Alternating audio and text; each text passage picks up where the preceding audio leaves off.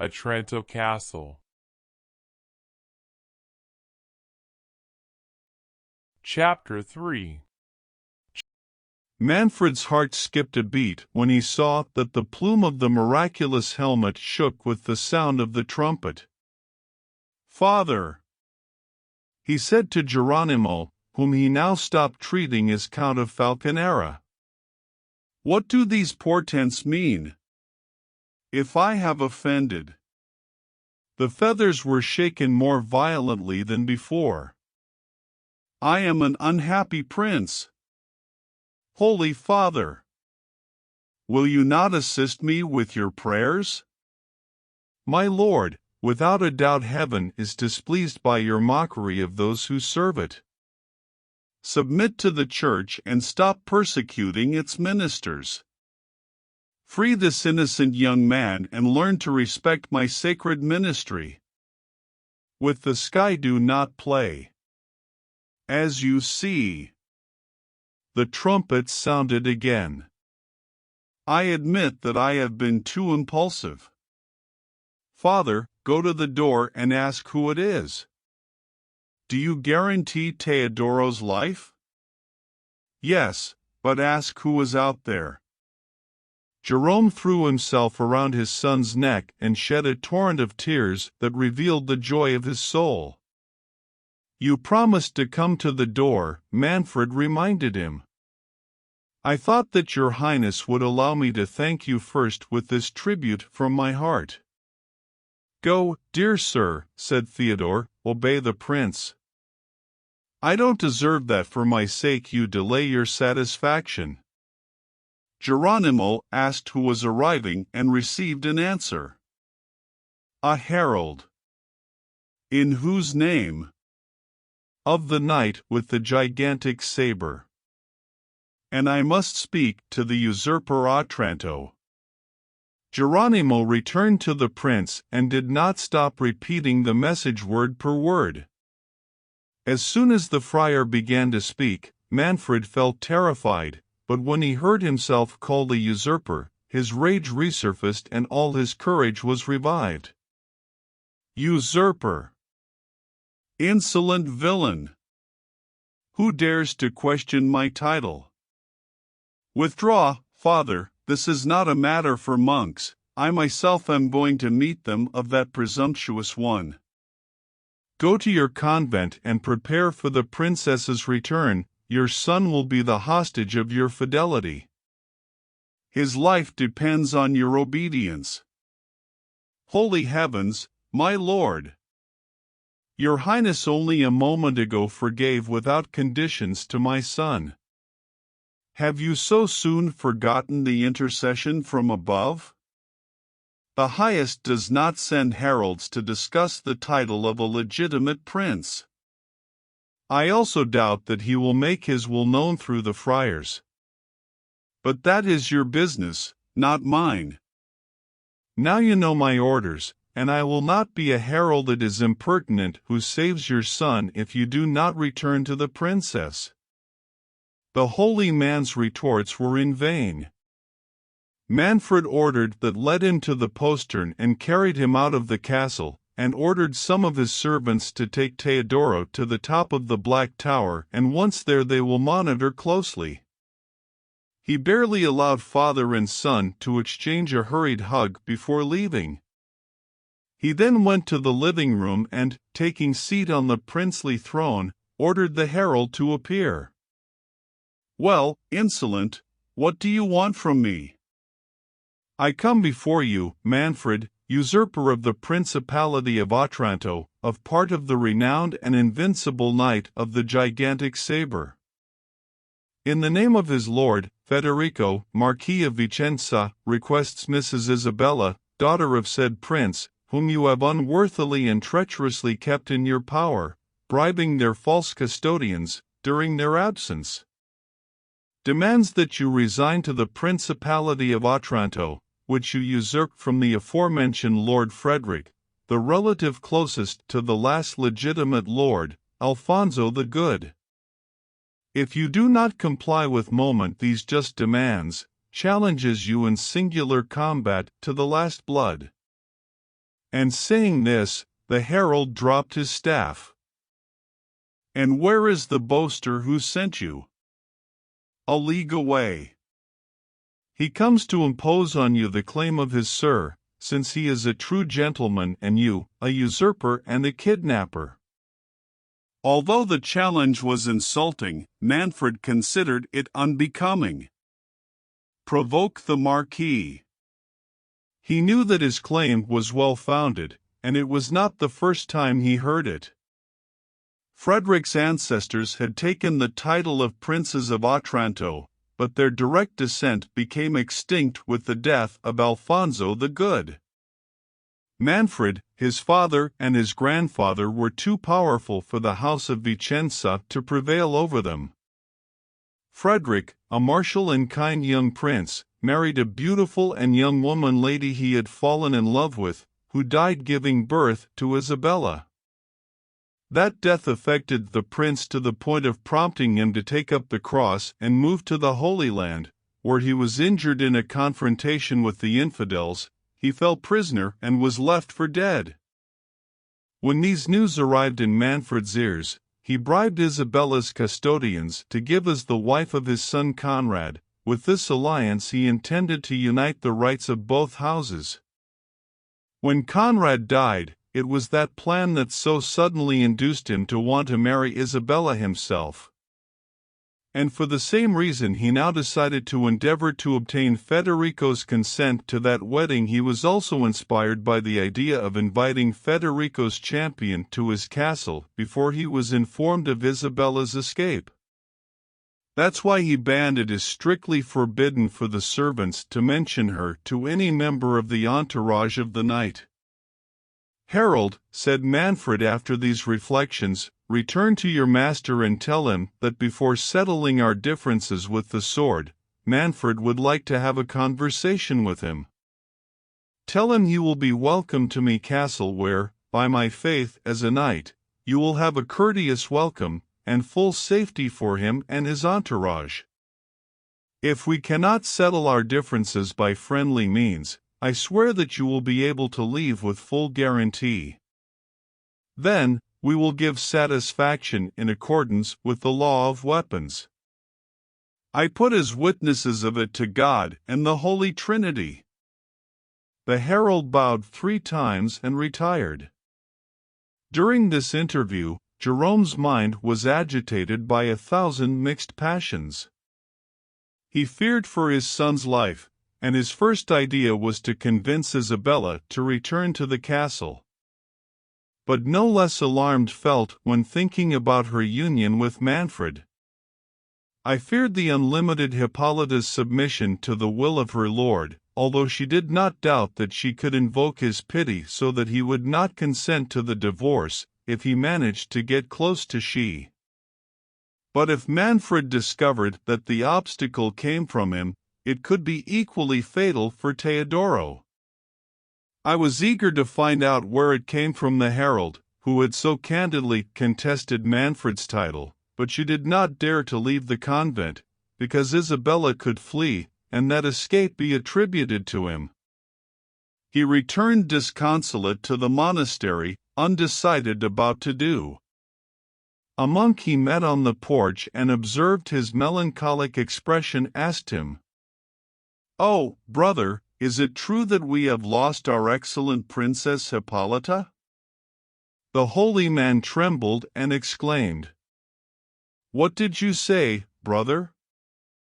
"Right now I come from the castle and I have left in perfect health.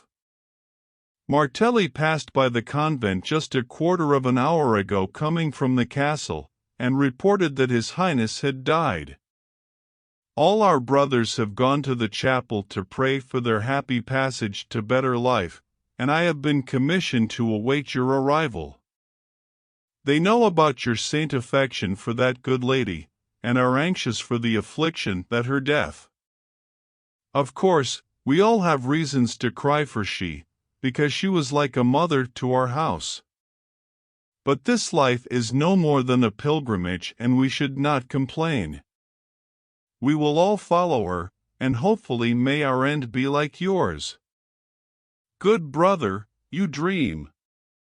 I tell you that I came from the castle and left the princess well. Where is Mrs. Isabella? Poor lady. I told him the sad news and offered him comfort spiritual. I reminded her of the transitory nature of our mortal condition and advised him to take the veil. I cited the example of the holy Princess Sancha of Aragon. Your zeal was laudable, said Jerome impatiently, but it was unnecessary, since Hippolyta is fine. At least I trust that, thank God it is. I haven't heard anything to the contrary. Although maybe be things of the prince. Well, brother, but where is the Lady Isabella? Don't know. He cried a lot and said he wanted to retire to his room. Geronimo abruptly separated from his companion and ran to the room of the princess, but he did not find her. He asked the servants of the convent, but no one could give news of her. He searched in vain throughout the monastery and in the church, and sent messengers throughout the neighborhood to inform them whether they had seen her, but to no avail. The perplexity of the holy man was indescribable. He considered that Isabella, suspecting that Manfred had precipitated the death of his wife, he had become alarmed, hiding somewhere most secret place.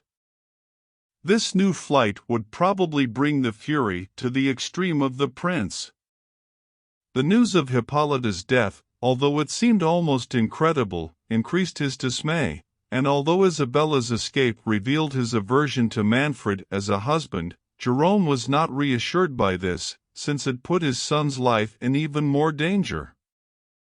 He decided to return to Castle, being accompanied by several brothers who would attest to his innocence before Manfred and, if necessary, intercede on behalf of Theodore. Meanwhile, the prince had gone out into the courtyard and ordered the doors to be opened. Opened the doors of the castle to receive the unknown knight and his entourage. A few minutes later the cavalcade arrived. 2 heralds preceded with rods. Another herald followed by 2 pages and 2 trumpets. Then, 100 guards on foot and as many horses. Behind, 50 infantries dressed in scarlet and black, the colors of the knight. Then, a harnessed horse.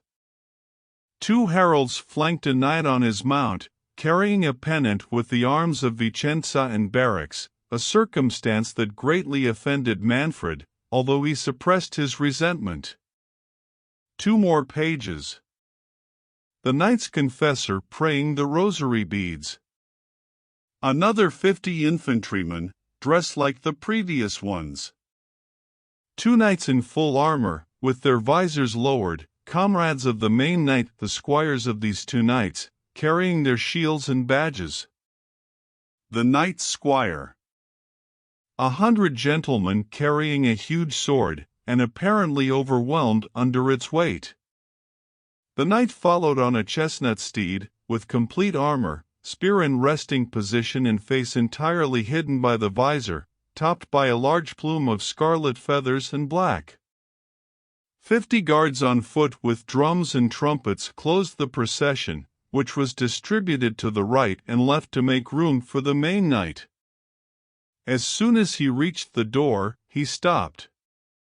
The herald came forward, who read the challenge again. Manfred's eyes were fixed on the giant's sword, and he barely seemed to pay attention to the reading. But it didn't take long for his attention to be seen attracted by a gust of wind that rose behind them. He turned and he distinguished the plume of the enchanted helmet fluttering from the same extraordinary way than before. A courage like Manfred's was needed not to sink under a cluster of circumstances that seemed to announce his destiny fatal. Showing off his usual courage before those strangers, he said with audacity, "Mr. Knight, whoever you are, I welcome you. If you are from mortal nature, your courage will find its equal, and if you are a true gentleman, you will avoid using witchcraft to succeed in your endeavor. Whether these omens come from heaven as well as from hell, Manfred trusts in the righteousness of his cause and in the help of Saint Nicholas, who has always protected his home. Dismount, Sir Knight, and rest. Tomorrow you will have the opportunity to fight, and may heaven make the most just cause prevail. The knight did not answer, but dismounted, and Manfred accompanied him to the great castle hall. As they crossed the courtyard, the knight stopped to contemplate the miraculous helmet and, kneeling, seemed to pray for his insight for a few minutes. Sitting up, he signaled to the prince to pursue. When they had entered the room, Manfred proposed to the stranger that he disarmed, but he shook his head. "Sir Knight," said Manfred, "this is not polite. But by my faith I will not betray you. Nor will you have any complaint from the Prince of Otranto. I propose no tricks, and I expect the same from you. This is my garment," and he held out his ring. "You and your friends will enjoy the laws of hospitality. Rest until the refreshments are brought. I will give orders for him accommodation of your entourage, and I will return." The three knights bowed, as if accepting the courtesy. Manfred ordered the stranger's entourage to be led to the annexed inn, founded by Princess Hippolyta to welcome pilgrims. As they turned around the courtyard to return to the door, the gigantic sword escaped from his bearers and, falling to the ground next to the helmet, remained immovable. Manfred, almost accustomed to supernatural phenomena, accepted the surprise of this new prodigy, and returning to the living room, where by then the feast had been prepared, he invited his silent guests to occupy his places. Despite their great anxiety, Manfred did his best to encourage them. He asked several questions, but was only answered by signs. They rose. "The visors are essential for eating. Gentlemen, you are the first guests I have welcomed behind these walls who refuse to have any conversation with me.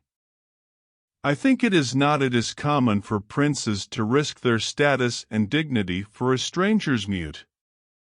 You say you have come in the name of Federico de Vicenza. I have always heard that he was a gallant and courteous gentleman.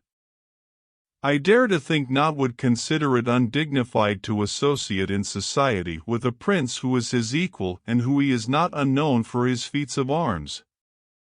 But you persist in your silence. Well, proceed as you like, for according to the laws of the hospitality and chivalry you are masters under this roof and you can do whatever you want. You like, but, hey, serve me a glass of wine. You won't refuse to toast with me to the health of your beautiful ladies." The main knight sighed, crossed himself and prepared to get up from the table. "Sir Knight," said Manfred, "what I said was a joke. I wouldn't want to force you to do anything. Do what you like. Since your spirit is not happy, let us remain sad. Maybe other issues interest you more. Let's retire, and perhaps what I have to tell you will please you more than my vain efforts to entertain you." Manfred led the three knights to an inner chamber, closed the door and, inviting them to sit down, he began to speak, addressing the character major. "From what I understand, Sir Knight, you have come in the name of the Marquis of Vicenza to claim Lady Isabella, his daughter, who was promised before the Holy Church to my son, with the consent of his legal custodians. And to ask me to renounce my dominions in favor of your lord, who considers himself the closest relative of Prince Alfonso, rest in peace. I will start with the last of your demands. You must know, and your lord knows, that I inherited the Principality of Otranto from my father, Don Manuel, who in turn received it from his father, Don Ricardo Alfonso, your lord's ancestor, died without issue on earth, Santa, and bequeathed his estates to my grandfather Don Ricardo, in consideration of his faithful services." The stranger shook his head. "Dear gentleman," Manfred continued in a passionate tone, "Richard was a brave man, upright and pious. This is attested to by the generous founding of the church and the 2 annexed convents. He professed special devotion to Saint Nicholas. Me grandfather was unable, I say, sir, that Don Ricardo was incapable." "Excuse me, but your interruption has made me lose the thread. I venerate the memory of my grandfather. Well, gentlemen, he ruled this state with the strength of his good sword and with the favor of Saint Nicholas. And my father did the same, and I will do the same, gentlemen, no matter what happens. But Federico, your lord, is closer because kinship.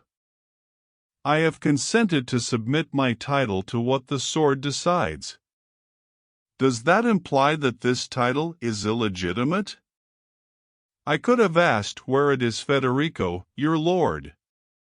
It is said that he died in captivity. You say, and your actions confirm it, that he lives.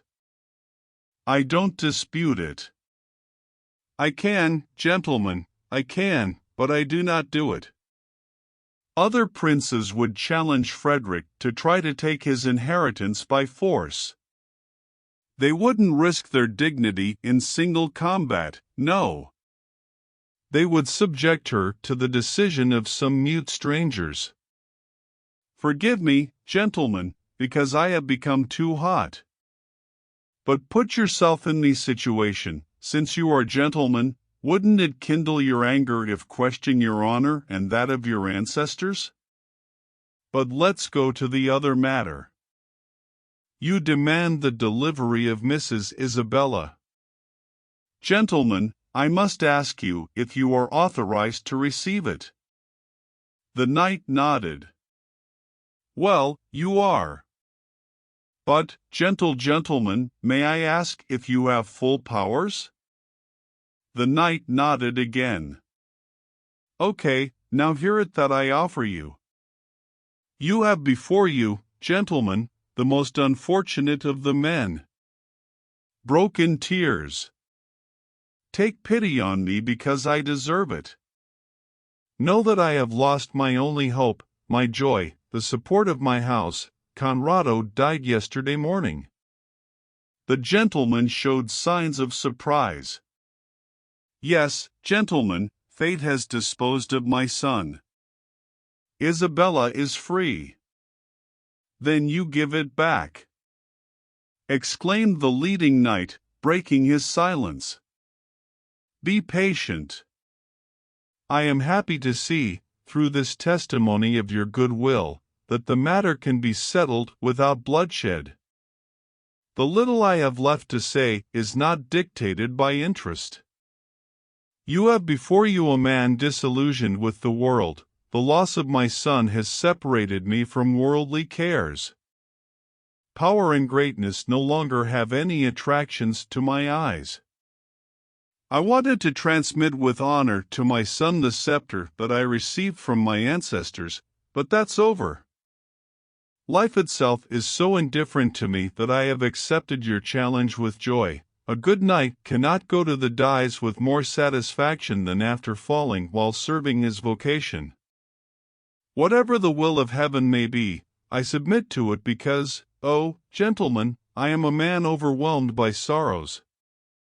Manfred does not deserve to be envied, although you are undoubtedly aware of my story. The gentleman made signs of ignorance, and seemed to be curious why Manfred will continue. Is it possible, gentlemen, that my story is a secret for you? No, do you know anything about me and Princess Hippolyta? They shook their heads. No. Well, this is it, gentlemen. You consider me ambitious, and ambition, oh, it is composed of more consistent materials.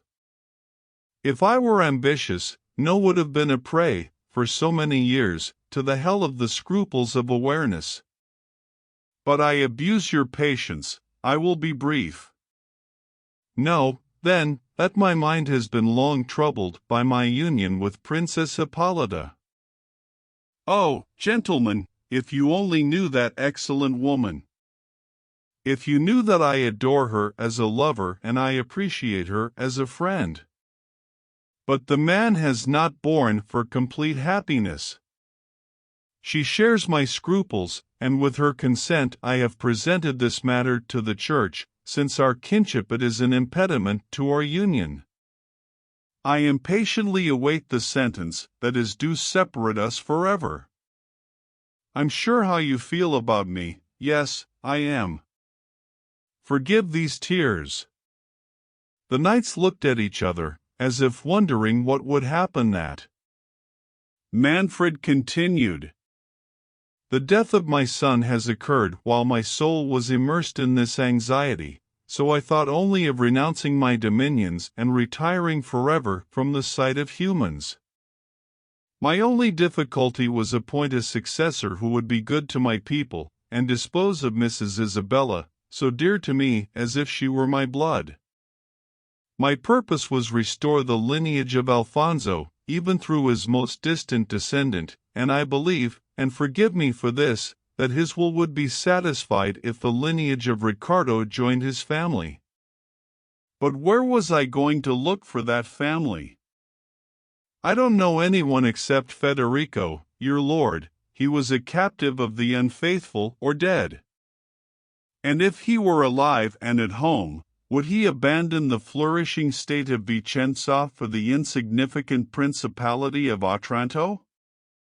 If I didn't, could I bear the sight of a harsh and ruthless viceroy ruling my faithful people? Well, gentlemen, I love my people, and thanks to heaven he corresponds. But you may wonder where this long speech leads. In a few words to the following, gentlemen. It seems that with your arrival the sky points out a remedy for these difficulties and for my misfortunes. Mrs. Isabella is free, and I will be free soon. I would do anything for my own good town. And wouldn't it be the best, the only way to end disputes between our families, that I would take Mrs. Isabella as my wife? You surprise, but while Hippolyta's virtues will always be dear to me, a prince must not think of himself, he was born for his people. At that moment a servant entered the chamber and announced to Manfred that Geronimo and some of his cloister brothers asked to see him immediately. The prince, annoyed by this interruption and fearing that the friar discovered to outsiders that Isabella had taken refuge in the sacred, he was going to prohibit the entry of Geronimo. But he concluded that he had arrived for announce the return of the princess. He began to apologize to the gentleman for being absent for a few moments, when he was surprised by the irruption of the friars. He angrily rebuked them and prepared to expel them from the chamber, but Jerome was too agitated to accept this rejection. Reported in loud voice of Isabella's flight, with protests of his own innocence. Manfred, disturbed by the news, and not least because the strangers, when they found out about her, he limited himself to uttering incoherent sentences, sometimes making reproaches the friar, now apologizing to the knights, eager to know what it had been Isabella's and no less afraid to know it, impatient to go out their persecution and upset if they joined that search. He decided send the servants, but the main knight, already breaking his silence. He reproached Manfred in bitter terms for his dark and ambiguous conduct, and he asked why Isabella was absent from the castle the first time. Manfred, directing a grim look at Jerome, which implied an order for silence, he claimed that after Conrad's death he himself had sent her to the sanctuary until deciding how to dispose of it. Jerome, who trembled for the life of his son, did not dare to contradict such a falsehood, but one of his brothers, who did not share his desire, declared frankly that the princess had taken refuge in her church the night former. In vain the prince strove to conceal this revelation, which overwhelmed with shame and confusion. The leader of the unknown, astonished by the contradictions he heard, and persuaded that Manfred had hidden the princess, despite the concern she expressed about her escape, ran towards the door saying, "Traitor prince! Isabella will be found." Manfred tried to stop him, but the other knights came to his aid of his companion. He got rid of the prince and hurried out to the patio, calling his servants. Manfred, considering it useless to dissuade him from his purpose, offered to accompany him, and calling in turn to the service, and taking Jerome and some friars as guides, they left the castle. Manfred gave secret orders that the knight's retinue be detained, but he told him that he was sending a messenger in search of his men. As soon as the procession had left the castle, Matilda, deeply interested in the young peasant, apparently condemned to death in the hall, he dedicated himself to devising solutions to save it. One of her maids informed her that Manfred had sent all his men along various routes in pursuit of Isabella. In his haste he gave this order with character general, forgetting to exempt from it the guard he assigned to Teodoro. He services, hastening to obey his impatient prince, and urged by his own curiosity and desire for news, joined the improvised chase, so all the men left the castle. Matilda fired her maids, climbed the black tower and, removing the bolts from the door, presented before the astonished Teodoro, to whom he said, "Young, although the filial duty and modesty that corresponds to a woman are contrary to the step I am taking, holy charity, overcoming the other obligations, justifies this act. Run away. The doors of your prison are open. My father and his servants have gone away, but they can return soon.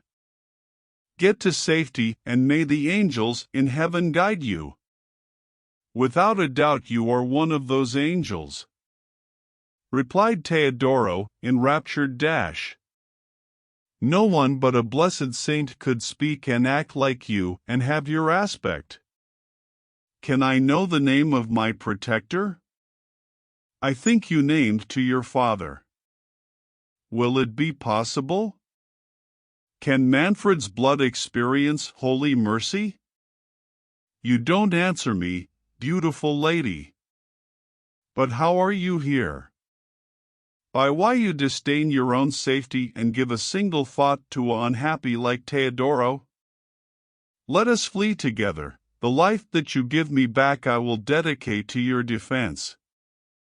"Oh, you're wrong," said Matilda, sighing.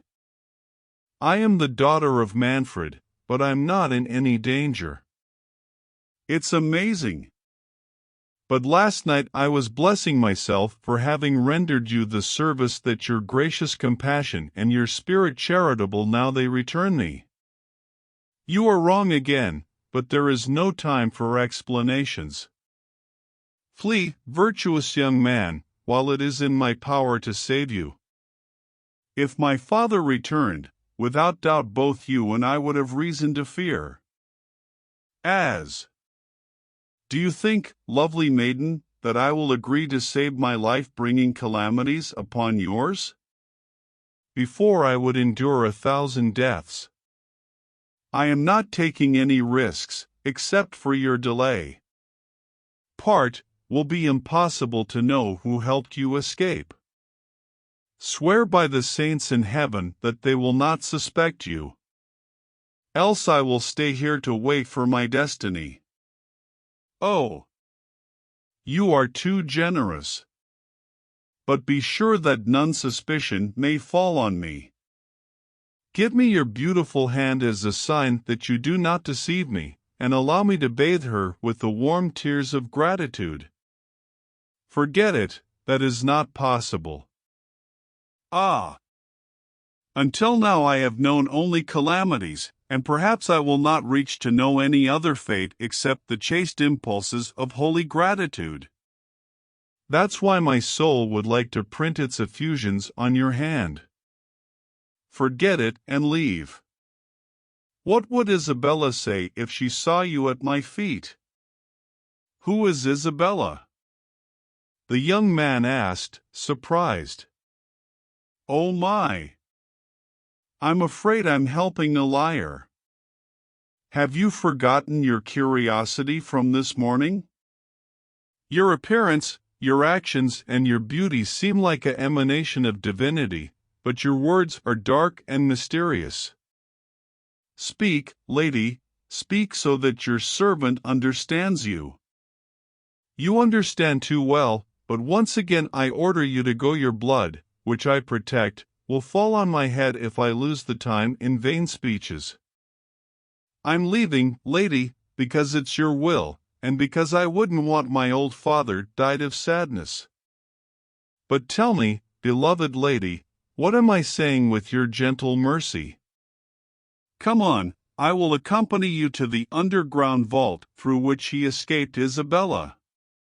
It will take you to the church of San Nicholas, where you can welcome sacred.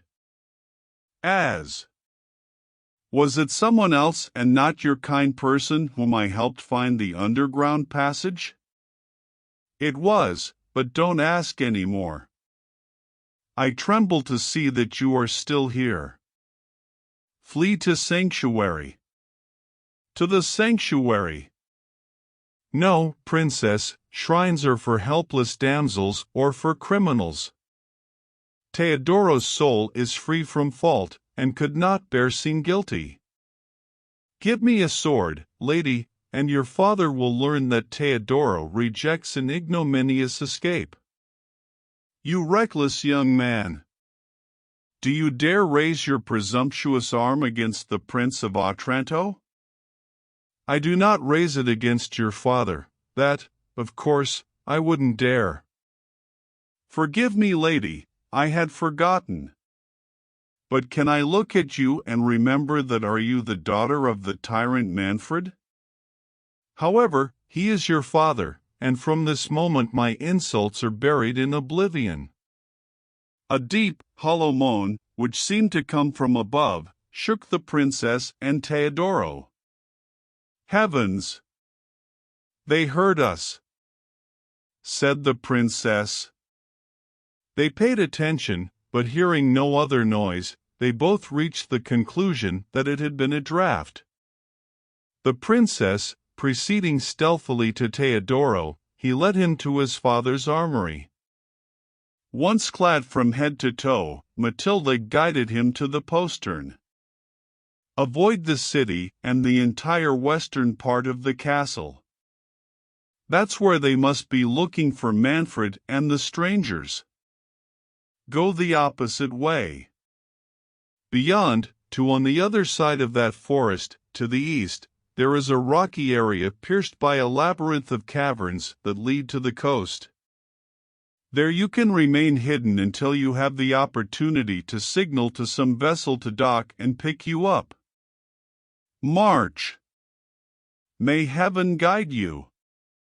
From time to time, in your prayers remember Matilda. Teodoro fell at her feet and, taking her white hand, which she struggled to prevent him from kissing, he swore that at the first opportunity he would become a knight, and with the greatest fervor he asked permission to be his knight forever. Before the princess could reply, a sudden clap of thunder was heard that shook the foundations. Teodoro, ignoring the storm, would have persisted in his supplication, but the princess, frightened, hastened to retreat to the castle, ordering the young man to leave. Left, in a tone impossible to disobey. He sighed and left, but he kept his eyes fixed on the door until Matilda, closing it, put an end to the conversation, during which the hearts of both had drunk deeply of a passion they were experiencing for the first time.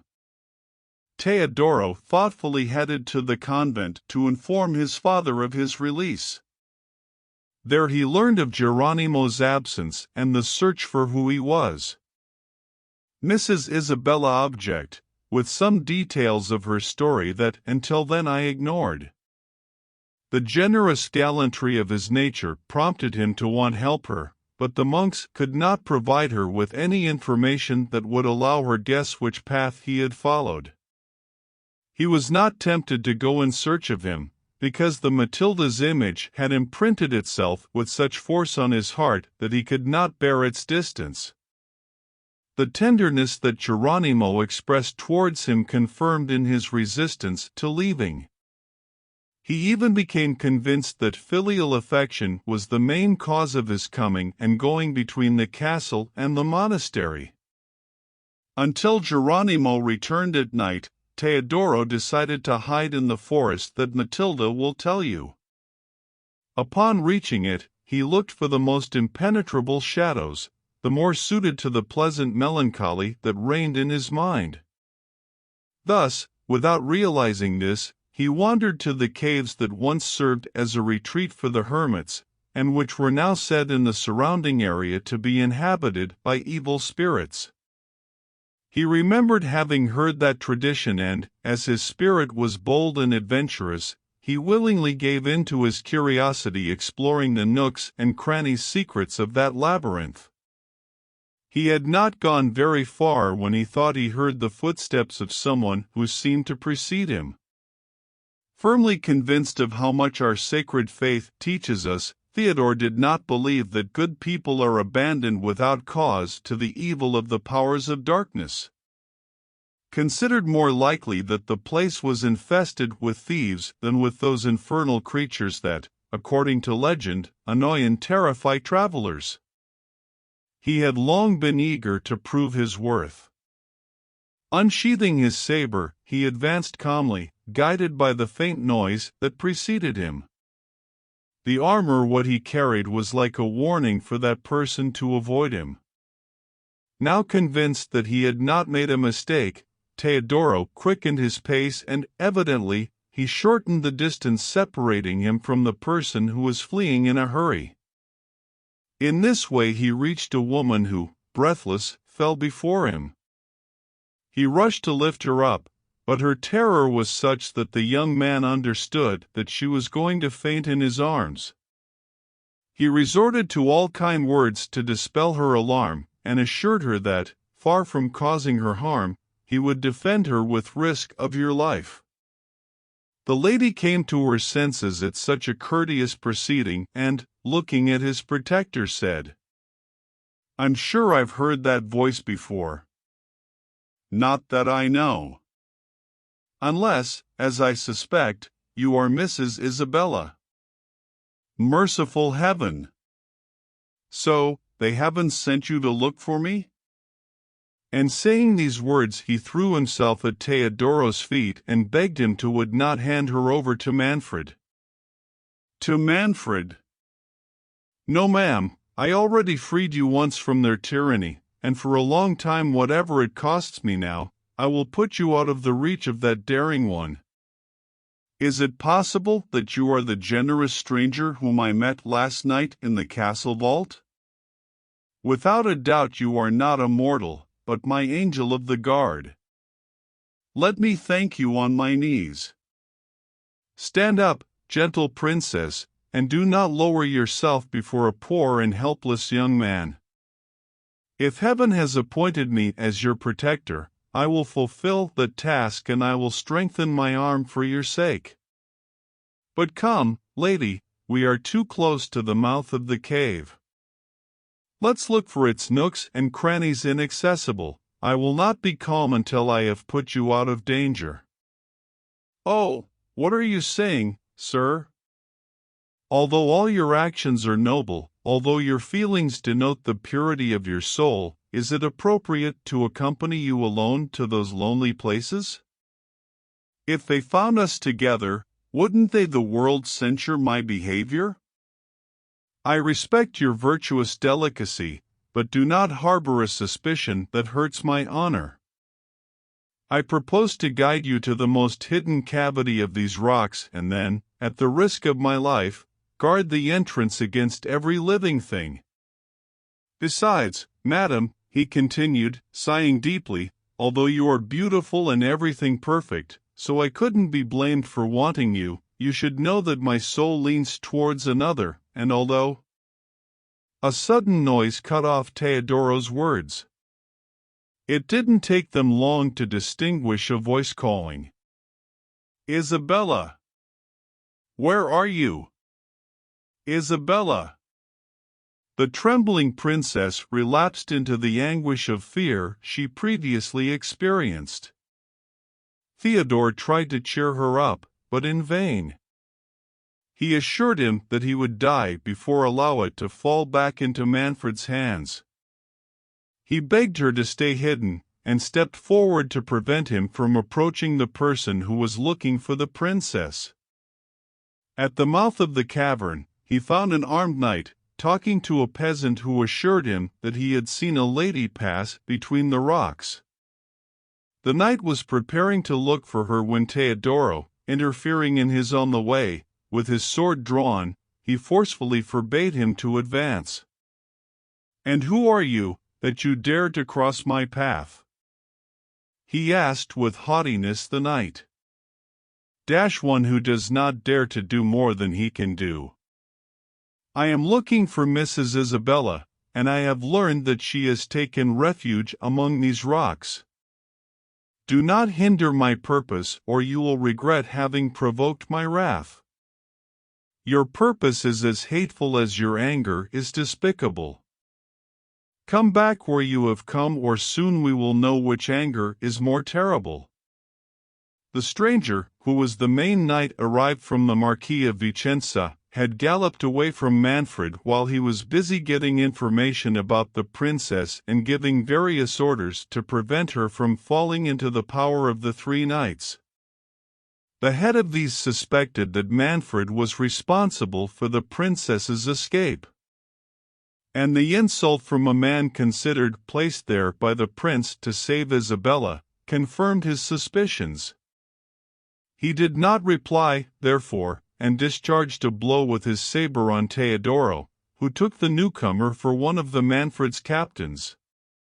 The knight would soon have had clear passage if the young man, who did not launch his provocation without preparing to face it, would have interposed his shield.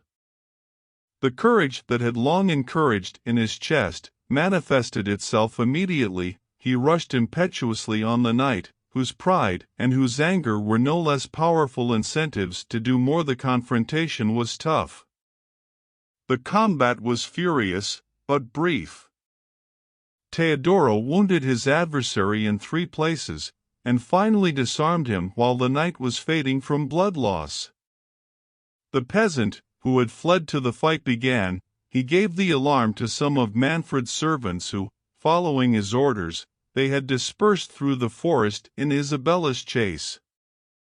They arrived at the moment when the knight fell, and it took them a while to discover that it was the noble stranger. Teodoro, despite his aversion to Manfred and the victory he had just achieved, he could not suppress emotions of pity and generosity, but he was even more moved when he learned the condition of his adversary, and was informed that he was not a supporter but an enemy of Manfred. He helped the servants disarm the knight and strove to stop the blood flowing from his wounds. The gentleman recovered his speech and said in a weak and faint voice, "Generous adversary, we have both erred. I considered you an instrument of the tyrant, and I realize that you have incurred the same mistake. It's too late for excuses. I faint. If Isabella is close, call her. I have important secrets that..." "It's dying," exclaimed one of the servants. "Doesn't anyone have a crucifix to put it on? Andrea, pray with him." "Bring some water," Teodoro ordered, "and give it to him to drink while I'm going in search of the princess." With that, he ran to where Isabella was. In a few words, and in tone repentant, he explained that fate had pushed him, by mistake, to hurt a knight of his father's court, and that, before dying, that knight wanted to tell you something important."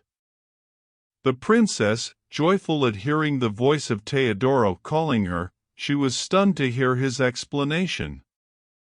Letting yourself be guided by the young man, whose new proof of courage comforted his troubled spirit, arrived at the place where the knight lay on the ground, bleeding and not speaking. But their fears were reborn when he saw Manfred's servants.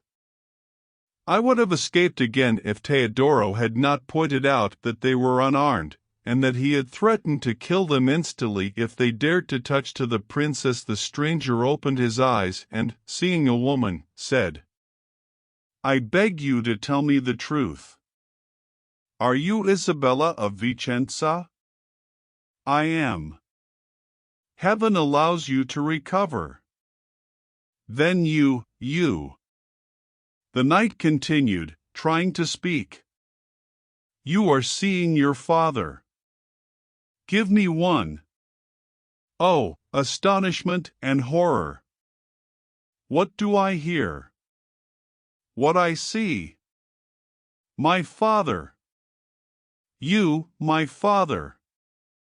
How did you get here, sir? Speak, in the name of heaven! Run for help, or he will die." "It is the pure truth," confirmed the wounded knight, at the limit of his forces. "I am Federico, your father. Yes, I came to free you, but I won't succeed. Give me a kiss goodbye and take." "Sir," said Teodoro, "do not be weary. Allow us to take you to castle." "To the castle!" Isabella exclaimed. "Won't they help us closer? Do you want to expose my father to the tyrant? If it is transferred there, I will dare to accompany him. Well, can I abandon him?" "My daughter, it doesn't matter where they take me. In a few minutes I will be sheltered from all danger." "But as long as my eyes see you, do not abandon me, dear Isabella. This brave knight, and I know that he is, will protect your innocence. Sir, you won't leave my daughter, will you?" Teodoro, shedding tears over his victim and promising to protect the princess at the risk of her life, convinced Federico to let himself transport to the castle. They placed him on a horse owned by a servant, after dressing his wounds as best they could. Teodoro walked at his side, and the afflicted Isabella, who would not consent to be separated from her father, followed them troubled. Chapter 4. As soon as the sad procession entered the castle, they were received by Hippolyta and Matilda, to whom Isabella had sent a servant to warn them of his arrival. The ladies arranged for Federico to be transferred to the chamber adjoining and retreated, while doctors examined their wounds. Matilda blushed when he saw Teodoro and Isabella together, but he tried hard to hide it, hugging her friend, and lamenting her father's misfortune. The surgeons soon returned and informed Hippolyta that none of the Marquis' wounds were dangerous, and that he showed a desire to see his daughter and the princesses. Teodoro, with the pretext of expressing his joy because the combat would not have been fatal for Federico, he could not resist the impulse to follow Matilda. She lowered her eyes every time they met the of the young man, so Isabella, who was looking attentively at both the one and the another, it didn't take him long to guess who was the object of Teodoro's affections, according to that he told her in the cave. While this silent scene was going on, Hippolyta asked Federico why he had chosen that mysterious way to claim his daughter. He also offered several excuses for the initiative of his master to arrange the marriage of his children. Frederick, although indignant with Manfred, he was not insensitive to courtesy and benevolence of Hippolyta, but he was even more impressed by the charming Matilda's ways. With the desire to keep them at his bedside, he narrated his story to Hippolyta. He told him that while he was a prisoner of the infidels, he dreamed that that daughter, of whom he had had no news since he was captive, was held in a castle, where she ran the risk of being a victim of the worst misfortunes, and that if he achieved freedom and went to a forest near Joppa, I would find out more details. Alarmed by this dream, and unable to follow its instructions, his chains became heavier than ever. But while your thoughts were concentrating on how to obtain freedom, he received the pleasant news that the Confederate princes, who were fighting in Palestine, had paid his ransom.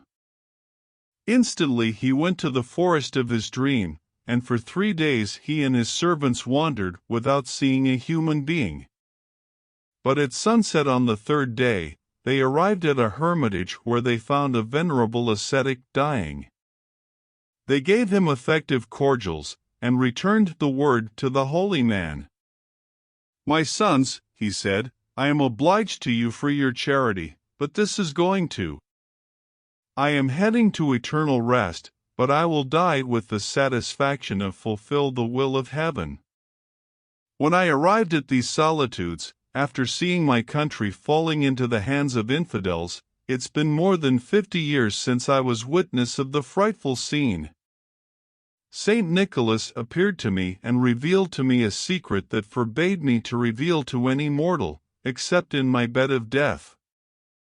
The terrible hour has come, and you are undoubtedly the warriors chosen, ones to whom I was ordered to communicate the secret. As soon as you have given bury this punished body, you will dig under the 7th tree on the left from this poor cave, and your tribulations will be. Oh, heavens, receive my soul." With these words, that devotee breathed his last. At dawn, Federico continued, "When we had returned to the ground those sacred relics, we dug according to their instructions.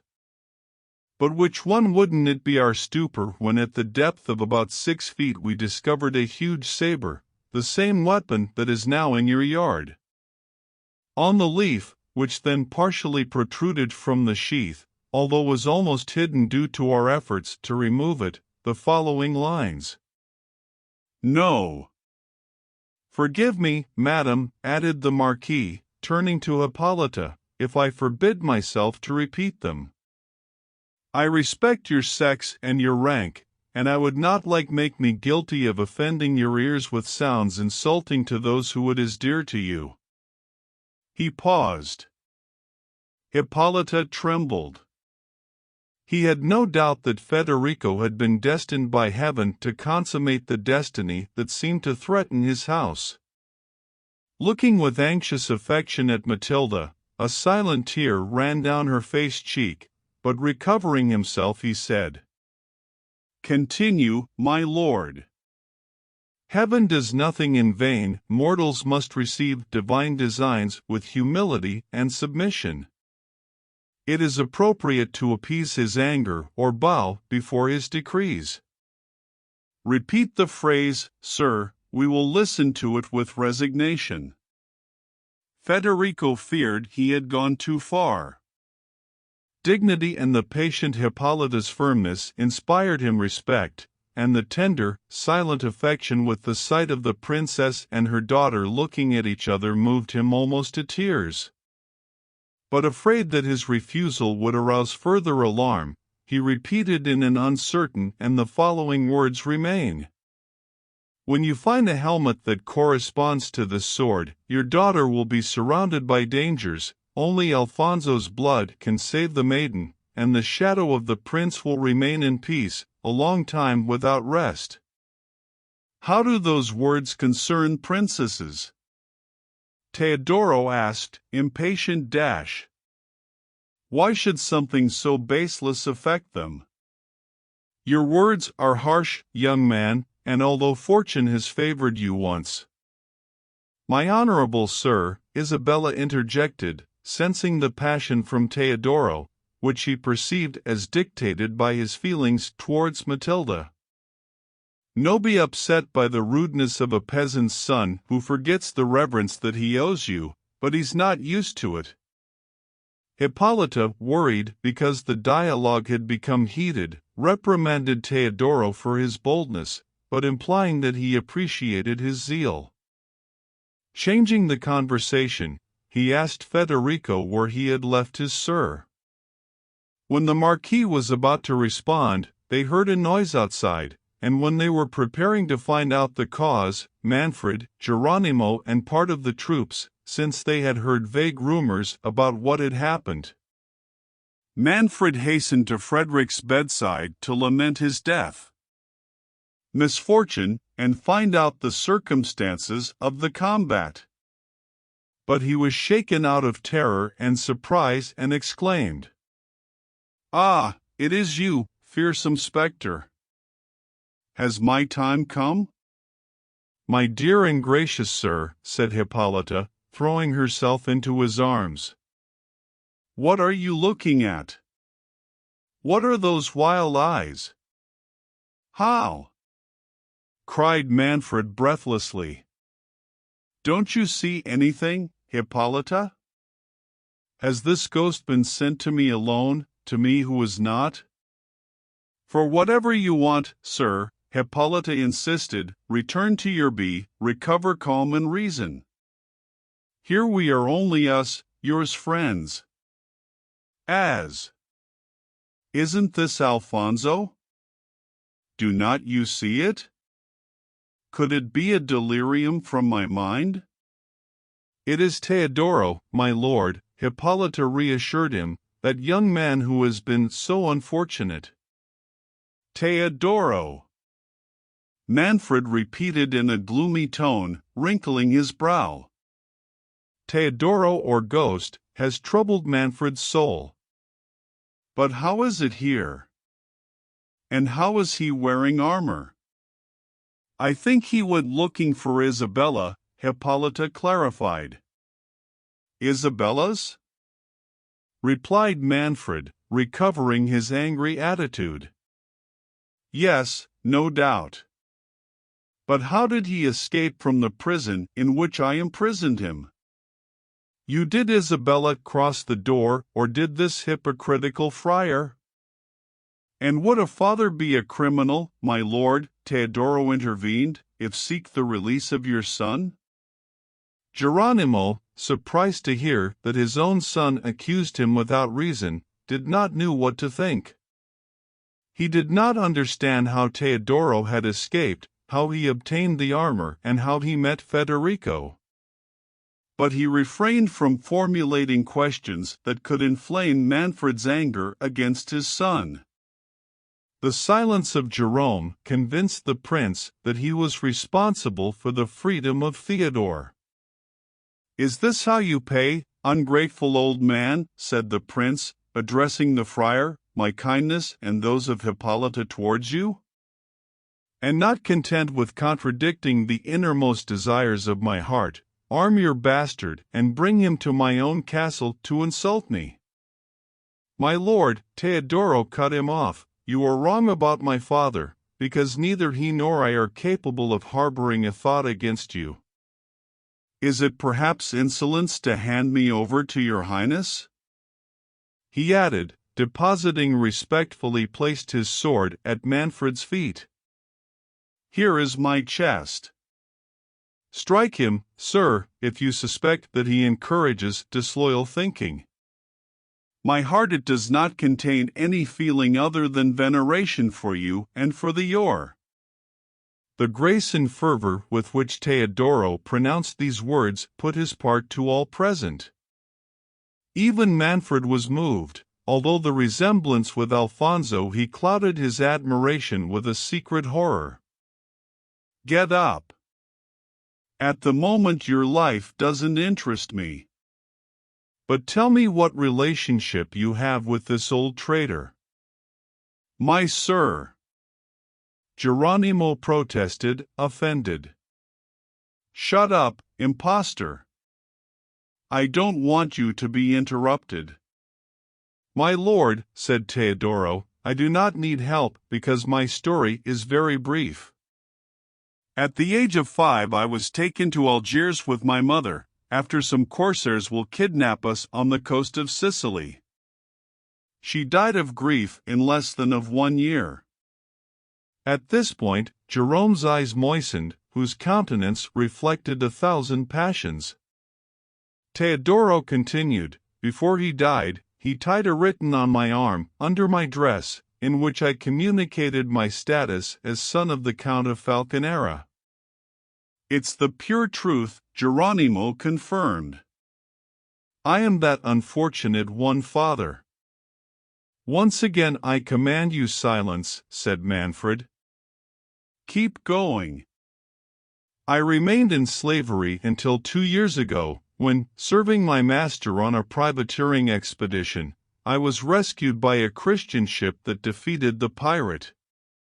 I made myself known to the captain, who generously led me to the coast of Sicily. But, instead of finding a father, I learned that his lands, which extended along the coast, had been devastated by the pirate who took my mother and me captive. His castle was burned and razed to the ground. When he returned, my father sold what he had left and entered religion in the kingdom of Naples, but no one could inform me of the precise place. Helpless and without friends, without hope of feeling the embrace of a father, I took advantage of the first opportunity to board for Naples. From there I come walking, until 6 days ago I arrived in this province, supporting myself with work from my hands.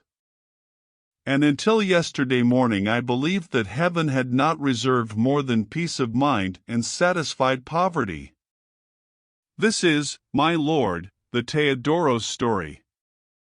My hopes of finding a father have been fulfilled, but I feel infinitely unhappy for having incurred the displeasure of your highness." He was silent, and a soft murmur of approval arose among those present. "That's not all," said Federico. "Honor obliges me to add what he has omitted. Although he is modest, I must be generous. He is one of the bravest young people in Christendom. And from the little I know about him, I answer of his sincerity, he would never tell something that was not true. As for me, it matters, young man, I honor a frankness that comes from your cradle. You offended me, but the noble blood that runs through your veins can be allowed to boil when so it has recently discovered its origin. Come on, my lord," he added, addressing Manfred, "if I can forgive him, surely you can also. It is not this young man's fault if you took him for a ghost." This bitter recrimination irritated Manfred, who replied in a haughty tone, "If beings from the other world have the power to impress me and obscure my mind, no man can do it, nor the arm of a young man." "My lord," Hippolyta interrupted, "your guest needs rest." "Aren't we going to let him rest?" And saying this, he took Manfred by the hand, bade farewell to Frederick, and led those present outside. The prince, not at all upset about leaving a conversation that brought to mind the discovery that the knight made it his most secret feeling, he agreed to be taken to his rooms. Teodoro allowed her to retire with her father to the convent, although pledging her word to return to the castle in the morning, a condition that the young man readily accepted good degree. Matilda and Isabella were too busy with their thoughts, and little satisfied with each other to want to talk more that evening. They separated to retire each one to his room, with expressions more courteous than affectionate, as they had not been since their childhood. If they said goodbye with little cordiality, they met with great impatience as soon as the sun rose. Their minds were in a state that prevented sleep, and each of them asked themselves 1,000 questions that would have desired to ask the other the night before. Matilda thought that Isabella had been released twice by Teodoro in very critical situations, which she couldn't believe it was accidental. The young man's eyes had certainly been fixed in his own in Federico's room, but that could have been for hide his passion for Isabella from their respective parents. It was better to clarify that. She wanted to know the truth, and not be disloyal to her friend by feeding a passion for your loved one. Thus, she was spurred on by jealousy, and, at the same time, he invoked the excuse of friendship to justify his curiosity. Isabella, no less worried, found little basis for her suspicions. The Teodoro's tongue and eyes had told him that his heart was committed, it was true, but perhaps Matilda did not reciprocate his passion. He had always seemed insensitive to love, since all his thoughts were placed in heaven. Why should I dissuade her? Isabella said to herself. I am punished for generosity, but when did they meet? Where?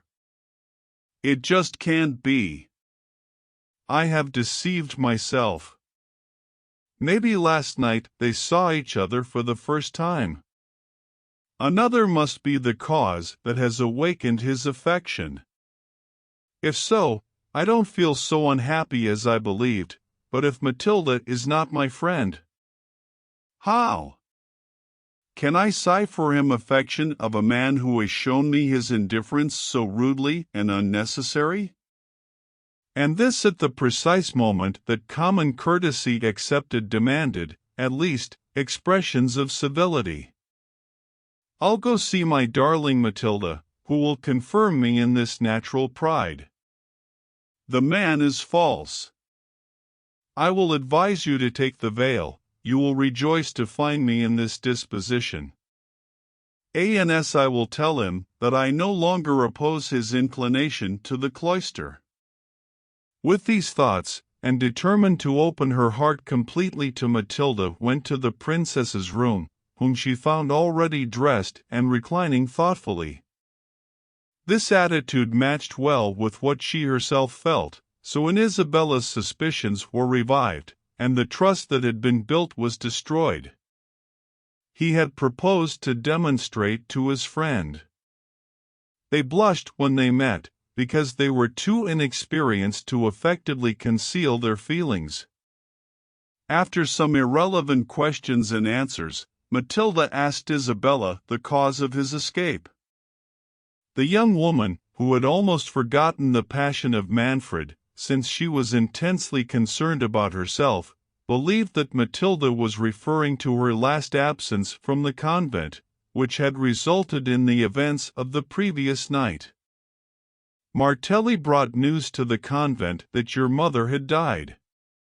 Oh! Matilda said, interrupting her. Bianca explained that to me mistake. When he saw me fainted, he shouted, "The princess is dead." And Martelli, who had come to the castle to receive the usual alms. And what made you faint? Isabella inquired, indifferent to the rest. Matilda blushed and stammered. My father was trying a criminal. What criminal? Isabella asked anxiously. I think, that young man. Who, Theodore? Yeah. I had never seen him before, and I don't know how he had offended my father, but since he put himself at your service, I am satisfied that my lord will forgive. At my service? Do you think he helped me when he hurt my father and did it almost cause his death? Although only since yesterday I have been lucky enough to know to my father, I hope you do not believe me so insensitive to filial love as not to regret the audacity of that young man. It is impossible for me to experience the slightest affection for the one who dared to raise his arm against the author of my days. No, Matilda, my heart hates him, and if you maintain the friendship towards me that you have professed to me since childhood, you will detest a man who has been about to sink forever into misery. Matilda lowered her head and answered. I hope, my dear Isabella, that you do not doubt Matilda's friendship. I had never seen that young man until yesterday, and he is almost a stranger to me, but since the surgeons have that your father is out of danger. You must not harbor such uncharitable resentment towards someone who goes without saying that I was unaware of the relationship between the Marquis and you. You defend his cause with great pathos, considering that it is strange for you. Either I'm wrong or it corresponds to your feelings charitable. What do you mean? Nothing, answered Isabella, regretting having given Matilda an indication of Teodoro's inclination towards her. Then, changing the conversation, he asked Matilda why Manfred had mistaken Theodore with a ghost. My God! Said Matilda. Did you not observe his extraordinary similar to the portrait of Alfonso that is in the gallery? I told Bianca even before having seen him in armor, but wearing that helmet he is the living image of that painting. I don't usually pay attention to paintings, and much less have I paid attention to that young man with as much attention as you seem to have done. Ah, Matilda, your heart is in danger. But let me warn you as a friend. He has confessed to being in love, but it can't be with you, because he didn't tell you until yesterday you met, right? That's how it is. But why, my dear Isabella, do you deduce from what I have said that? He paused and continued, he saw you first, and far from me the vanity of believing that my few charms can dissuade a heart delivered to you. You must be happy, Isabella, whatever your destiny may be. Reserved for Matilda. My dear friend, said Isabella, whose heart was too honest to resist a manifestation of kindness. It is you who Teodoro admires. I saw it. I am convinced. I would never come between you and him, not even to defend my own happiness. This frankness made the gentle Matilda cry, and jealousy, which for a moment had created coldness among such affable maidens, it did not take long to give passage to the natural sincerity and candor of their souls. Each one confessed to the different the impression that Teodoro had made on him, and after this confidence competed in generosity, each insisting on favoring the aspirations of her friend. In the end, Isabella's virtuous dignity reminded him of the preference which Teodoro had expressed almost clearly for his rival, so she decided to repress her passion and give her beloved object to her friend. During this friendly dispute, Hippolyta entered her daughter's chamber. Madam, he said to Isabella, you show so much affection for Matilda, and you take such a kind interest in our unfortunate house, that I must have secrets with my daughter that you can't hear. Both princesses extreme attention and anxiety. Hippolyta continued, no, well, lady, and you, my dear Matilda, that the events of the 2 last terrible days have convinced me that heaven holds the purpose that the scepter of Otranto passes from the hands of Manfred to those of the Marquis Frederick. And perhaps I was inspired by the idea of avoiding our total destruction uniting our rival houses. With this design, I have proposed to Manfred, my lord, deliver our beloved daughter to your father, Federico. To me, Mr. Federico! Exclaimed Matilda. Heavens! My funny mother, have you told my father? Indeed. He has listened to my proposal with a benign spirit, and has intended to raise it with the Marquis. Ah, unfortunate princess! Isabella lamented. What have you done? In your goodness you have not realized that you were bringing ruin upon yourself, about Matilda and about me. About me, about you, and about my daughter. What does that mean? Oh, the purity of your heart prevents you from seeing the depravity of others. Manfred, your lord, that impious man. Shut up! Young lady, in my presence you must not mention Manfred with that lack of respect. He is my lord and my husband, and he won't be for long, Isabella interrupted, if he gets carry out their clumsy purposes. That language astonishes me, said Hippolyta. Your temperament is passionate, Isabella, but until now I never believed that he would betray you until incur impertinence. What has Manfred done that authorizes you to treat him as a criminal and murderer? Oh, you virtuous and too credulous princess! He doesn't intend take your life, but separate yourself from you, divorce you. Hippolyta and Matilda exclaimed in unison. Divorce, divorce me. Divorce my mother. Yeah, and to complete his crime he projects. I can't say it. What can surpass in severity what you have already said? He commented Matilda. Hippolyta remained silent. Grief prevented her from speaking, but memory of Manfred's last and ambiguous words confirmed what I had just heard. Excellent and dear lady. Lady. Mother. Isabella exclaimed, throwing himself at Hippolyta's feet in a fit of passion. Trust me, believe me, I would die 1,000 times rather than allow myself to hurt you, to agree to such hateful. Oh! This is too much! Hippolyta shouted. How many crimes does it lead to? A crime! Get up, dear Isabella! I do not doubt your virtue. Oh, Matilda, this blow is too hard for you. Do not cry, my daughter, and do not say one word, I urge you. Remember that he is still your father. But you are also my mother, Matilda replied fervently, and you are virtuous, you are not guilty. How can I not regret? You must not. Come on, everything will be fine now. Manfred, upset by the pain from the loss of your brother, I didn't know what I was saying. Maybe Isabella doesn't. Understood. Manfred's heart is good, and you, my daughter, do not know everything.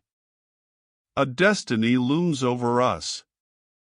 The hand of Providence points to us. Oh, if I could save you from shipwreck. Yes, he continued in a firmer tone. Perhaps the sacrifice of my person is worth everyone's.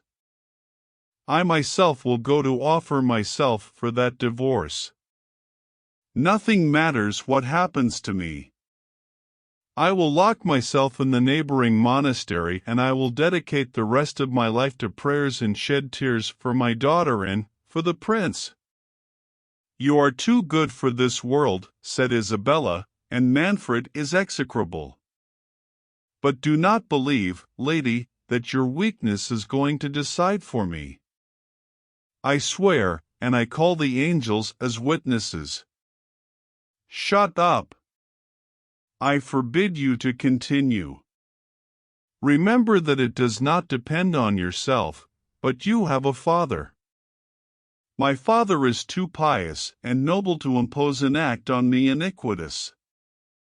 I would never order it. Can a parent prompt an action inadmissible? I was engaged to the son, can I marry him, father?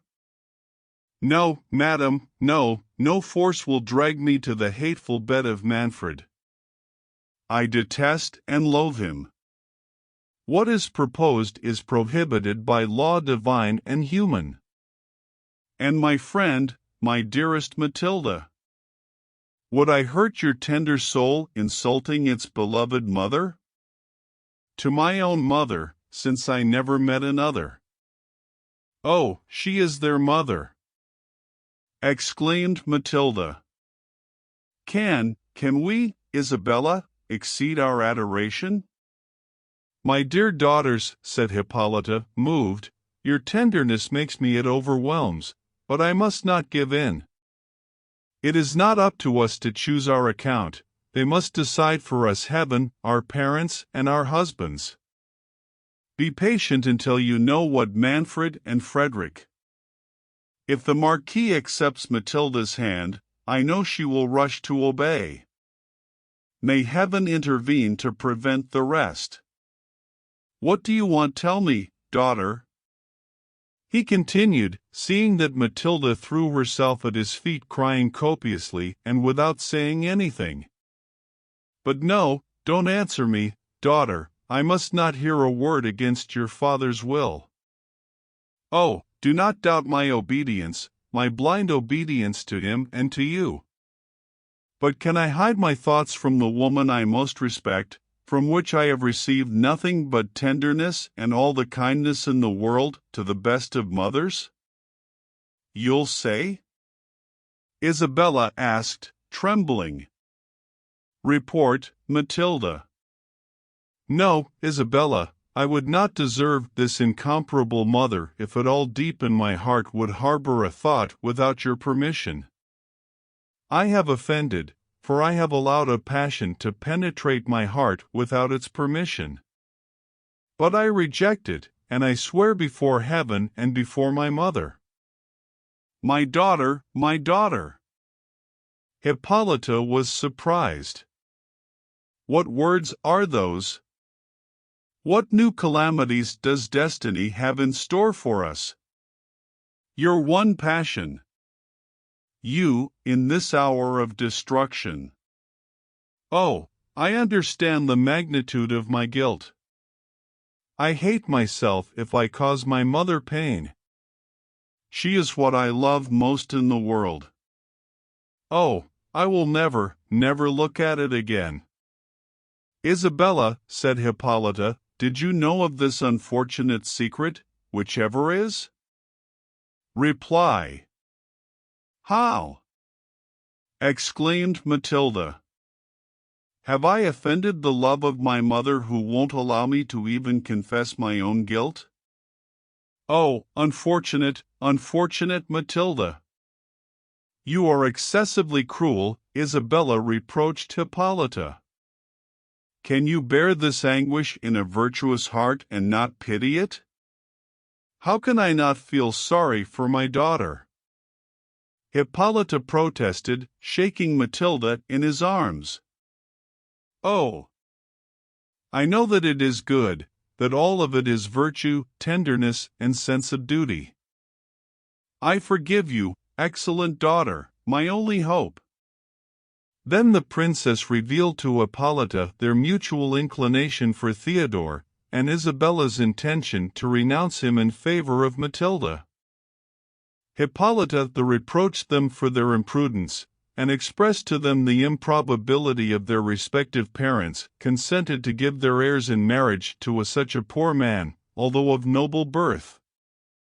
He calmed her down measure to know that his passion was recent, and that Teodoro had few motives to suspect its existence. He ordered them to avoid all dealings with him, which Matilda promised fervently. But Isabella, determined to contribute to the union of the young man with his friend, he could not get the idea of avoiding him, so who didn't answer? "I will go to the convent," said Hippolyta, "and order more masses to spare us of these calamities." "Oh, my mother!" Matilda lamented. "You propose to abandon us, you are going to take refuge in the sacred and give my father the opportunity to persist in his fatal attempt. Oh, on my knees I beg you to desist. Are you going to leave me mercy of Federico? I will follow you to the convent. Calm down, my daughter. I'll be right back. I will never abandon you, unless I know that it is the will of heaven, and for your good. Don't fool me. I will not marry Federico unless you tell me, Sendo, what will become of me? What are these complaints about? I have promised to return. Oh, my mother! Stay and protect me from myself. An anger yours can do more than all the severity of my father. I have delivered my heart, and only you can make me recover it. Enough, said Hippolyta. You must not relapse, Matilda. I can give up Teodoro, but should I marry another? Leave me will follow you to the convent and separate myself from the world forever. Your destiny depends on your father, Hippolyta reminded him. There will be nothing serve the tenderness that I have showered on you if you revere anyone other than he. Goodbye, my daughter. I will pray for you. Hippolyta's real purpose was to ask Jerome whether, in conscience, she could refuse the divorce. He had often asked Manfred to abdicate the principality, which constituted an excessive burden on his delicate awareness. These scruples contributed to making the separation from her husband seem less painful than in other circumstances. When Jerome left the castle the night before, he asked in a tone to Theodore why he had accused him before Manfred of having been complicit in his escape. Teodoro stated that his purpose was to ward off Manfred's suspicions about Matilda. And he added that the holiness of Jerome and his condition protected him from the tyrant's wrath. Geronimo felt very disturbed to discover his son's inclination for that princess. Leaving him rest, he promised that in the morning he would inform him of the serious reasons that forced him to give up his passion. Theodore, the same as Isabella, had only recently placed herself under paternal authority to submit to his decisions against the impulses of his heart. There was showed little curiosity to know the friar's reasons, and even less still willing to obey them. The lovely Matilda had caused in him a deeper impression than filial affection. Throughout the night he indulged in loving evocations, and only long after the morning service he remembered that the friar had summoned him to Alfonso's tomb. "Young man," said Geronimo when he saw him, "this delay bothers me." "So, do a father's commands weigh little?" Teodoro made some clumsy excuses and attributed his delay to having a sleep. "And who have you dreamed about?" asked the friar sternly. His son blushed. Come, inconsiderate young man. This cannot be. Start that passion guilty of your chest." Guilty passion. Can guilt have any relationship with beauty, innocent and virtuous modesty? It is sinful to love those whom heaven has destined for destruction. A race of tyrants must be wiped from the face of the earth at the 3rd and 4th generation. Will heaven make the innocent pay for the crimes of the guilty? The beautiful Matilda has sufficient virtues. To lose you, Geronimo interrupted. Have you forgotten so soon that twice the savage Manfred pronounced your sentence? Nor have I forgotten, sir, that your daughter's charity freed me from your can. I can forget the insults, never favors. The insults that you have received from Manfred's lineage go beyond than you can conceive. Do not reply and look at this sacred image. Under this marble monument rests the ashes of the good Alfonso, a prince adorned with all virtues, the father of his people. The delight of the genre human. Kneel down, stubborn young man, and listen while a father recites a horror story that will expel from your soul every feeling that is not the sacred revenge Alfonso, prince so often reviled. That your shadow dissatisfied remains, terrible, in the turbulent air while these lips trembling. Hey! Who is coming? The most unfortunate of women, said Hippolyta, entering the room. Chorus dash. Good father, can you help me? But who is this young man down on my knees? What does the horror that reflects on your faces mean? Because in this venerable tomb. Oh! Have you seen us? We were raising our prayers to heaven, replied the friar, somewhat confused, to put an end to the deplorable threats that weigh on this poor province. Join us, lady. Your immaculate soul can free us from the curse that has fallen upon us. Your house, as the portents of these days clearly show.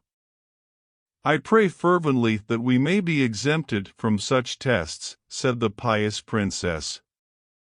You know that I have dedicated my life to imploring the blessing on my lord and on my defenseless children. One, alas, has been taken from me. May heaven hear me and free Matilda. Intercede for her, Father. All hearts will bless her, commented Teodoro passionately. Shut up, you reckless young man. Geronimo warned him. And you, dear princess, do not oppose the designs from above. The Lord gives and the Lord take away. Bless his name and obey his decrees. I do it with the greatest devotion, replied Hippolyta, but will it take away my only comfort? Must Matilda also perish? O Father, I have come. But say goodbye to your son. No one but you must hear what I am going to say. May heaven grant you all your wishes, excellent princess, said Teodoro, withdrawing. Jerome frowned. Hippolyta informed the friar of the proposition that had suggested to Manfred, the latter's approval of his plan, and the offer from the hand of Matilda that the prince was going to do to Federico. Jerome was able to hide his displeasure at the initiative, but he limited himself to expressing his improbability that Federico, Alfonso's closest relative, and who had presented to claim his succession, concluded an alliance with the usurper of its legitimacy. But nothing could equal the friar's perplexity when Hippolyta confessed her willingness not to oppose the separation, and he asked for an opinion on the legality of his acquiescence. The friar prepared to take advantage of this request for advice, and without expressing his aversion to marriage between Manfred and Isabella, he painted Hippolyta with the most alarming the sinfulness of his consent, warned him of very severe trials against her if she agreed, and ordered her in the harshest terms to reject any proposal with unequivocal signs of indignation. Meanwhile, Manfred had expressed his purpose to Frederick, proposing a double marriage. Federico, weak and impressed by the Matilda's charms, he listened with great pleasure to the offer. Forgot your enmity with Manfred, whom he had little hope of dispossessing by strength, and convincing himself of the improbability of their being descendants of union of his daughter with the tyrant, he considered that nothing would facilitate his own succession to the principality such as the marriage with Matilda. He feigned opposition to the proposal and pretended that he would only accept it if Hippolyta consented to the divorce. Manfred stated that he would take care of that. Exultant for this success, and impatient to see herself in a position to have children, she ran to her master's room wife, determined to force her to agree. He learned with indignation that he had gone to convent. His conscience of guilt suggested to him the probability that Isabella would have informed him of his purposes. He came to think that march to convent could imply retirement in place until he could oppose obstacles to divorce.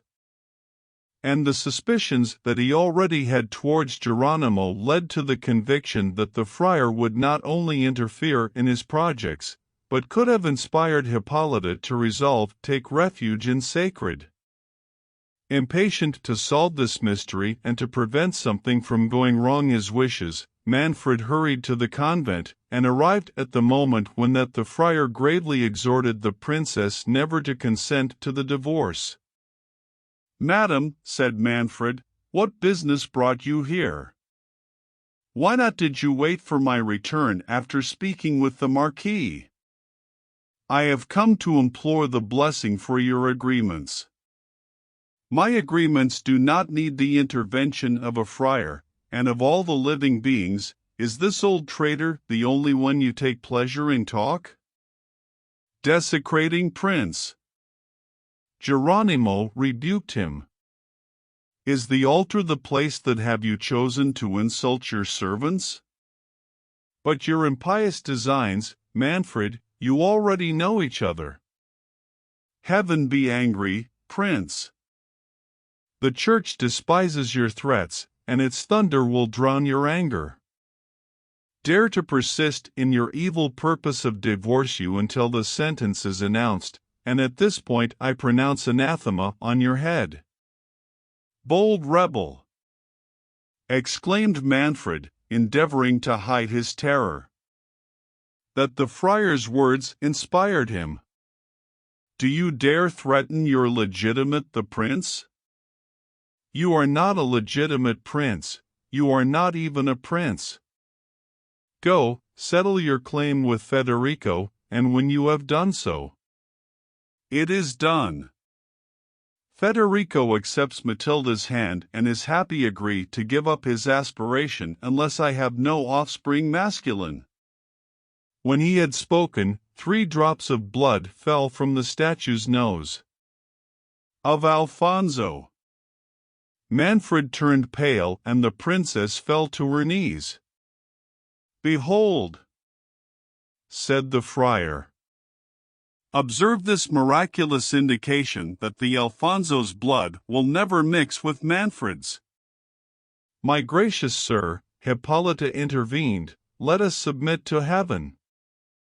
"No, believe that your always obedient wife is rebelling against your authority." "I have no other will than that of my Lord and that of the Church." "Let's appeal to this respectable court. It is not up to us to break the ties that bind us. If the Church approves the dissolution of our marriage, be it. I still have left few and sad years of life." "Where can they?" "But you won't stay here until then." "Return with me to the castle, and there I will take the appropriate measures for a divorce." "May this Friar Nosy do not appear there, because my hospitable roof will never again harbor a traitor. And I banish your offspring forever from my domains." "He, as far as I know, is not consecrated, nor is he under the protection of church." "The man who marries Isabella will not be the upstart son of the Father Falconera." "Upstarts," replied the friar, "those who seize the throne of a legitimate prince, but they wither like grass and no trace remains of them." Manfred, casting a sidelong glance at the friar, took with Hippolyta, but at the door of the church he whispered to one of his servants that remained hidden in the vicinity of the convent, and informed the instantly if someone arrived from the castle. Chapter 5. The more Manfred reflected on the friar's conduct, the more convinced that Geronimo was an accomplice in the love affairs between Isabella and Theodore. But Jerome's arrogance, so contradictory to his previous humility, it inspired the deepest apprehensions in him. The prince came to suspect that the friar had some secret support from Federico, whose arrival seemed to bear some relation to the surprising appearance of Teodoro. And even more was disturbed by Teodoro's resemblance to Alfonso's portrait. Of the latter it was known without the slightest doubt that he had died without issue.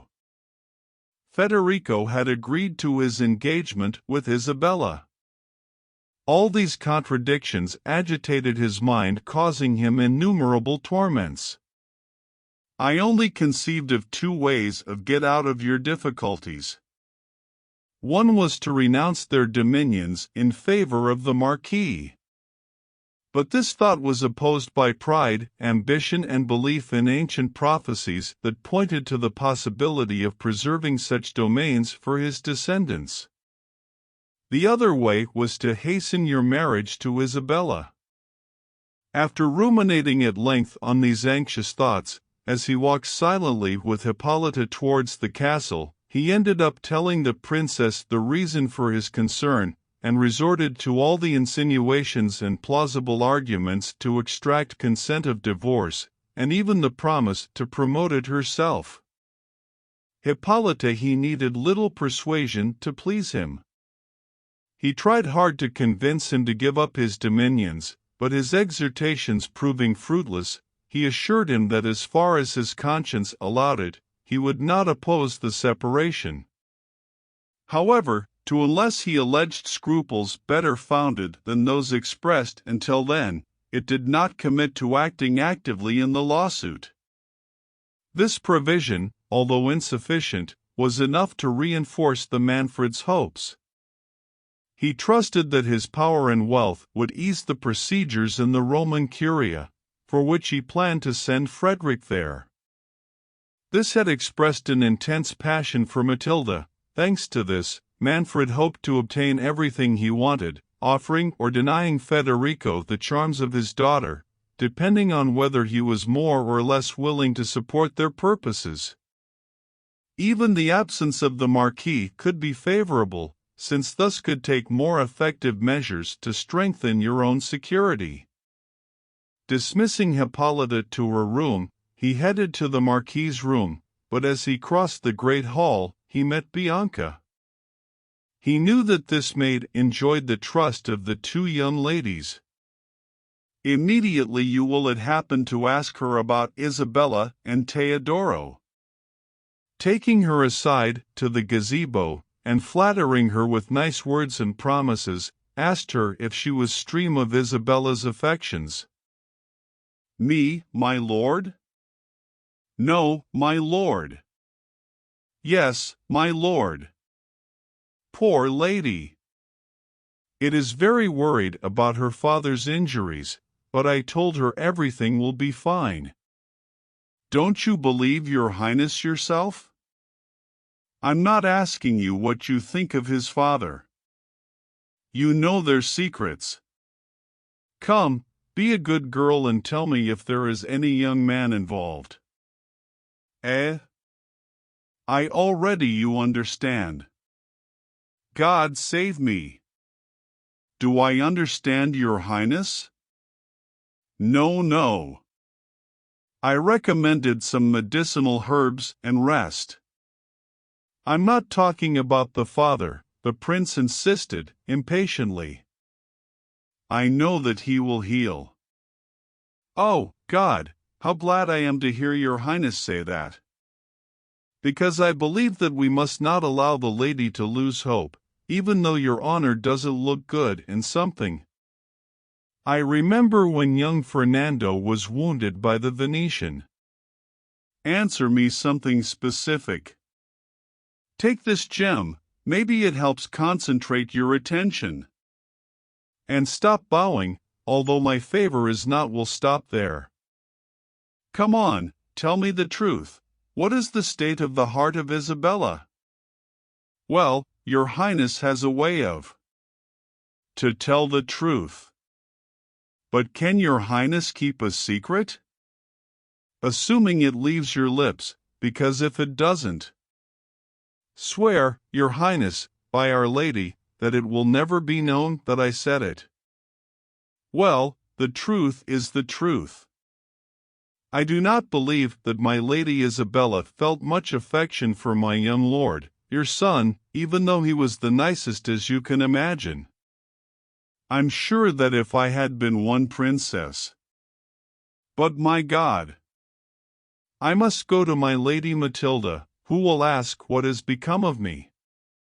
Stay. You have not answered my question. Have you ever worn a message, a letter? Holy God! Carry a letter? I wouldn't do it for a queen. I hope your Highness understands that, although poor, I am honest. Your Highness heard what Count Marsigli offered me when you come to court my Lady Matilda? I don't have time for your stories and I don't question your honesty. But it is your duty not to hide anything from me. How long have Isabella and Theodore? Your Highness does not miss anything, but I am not aware of the matter.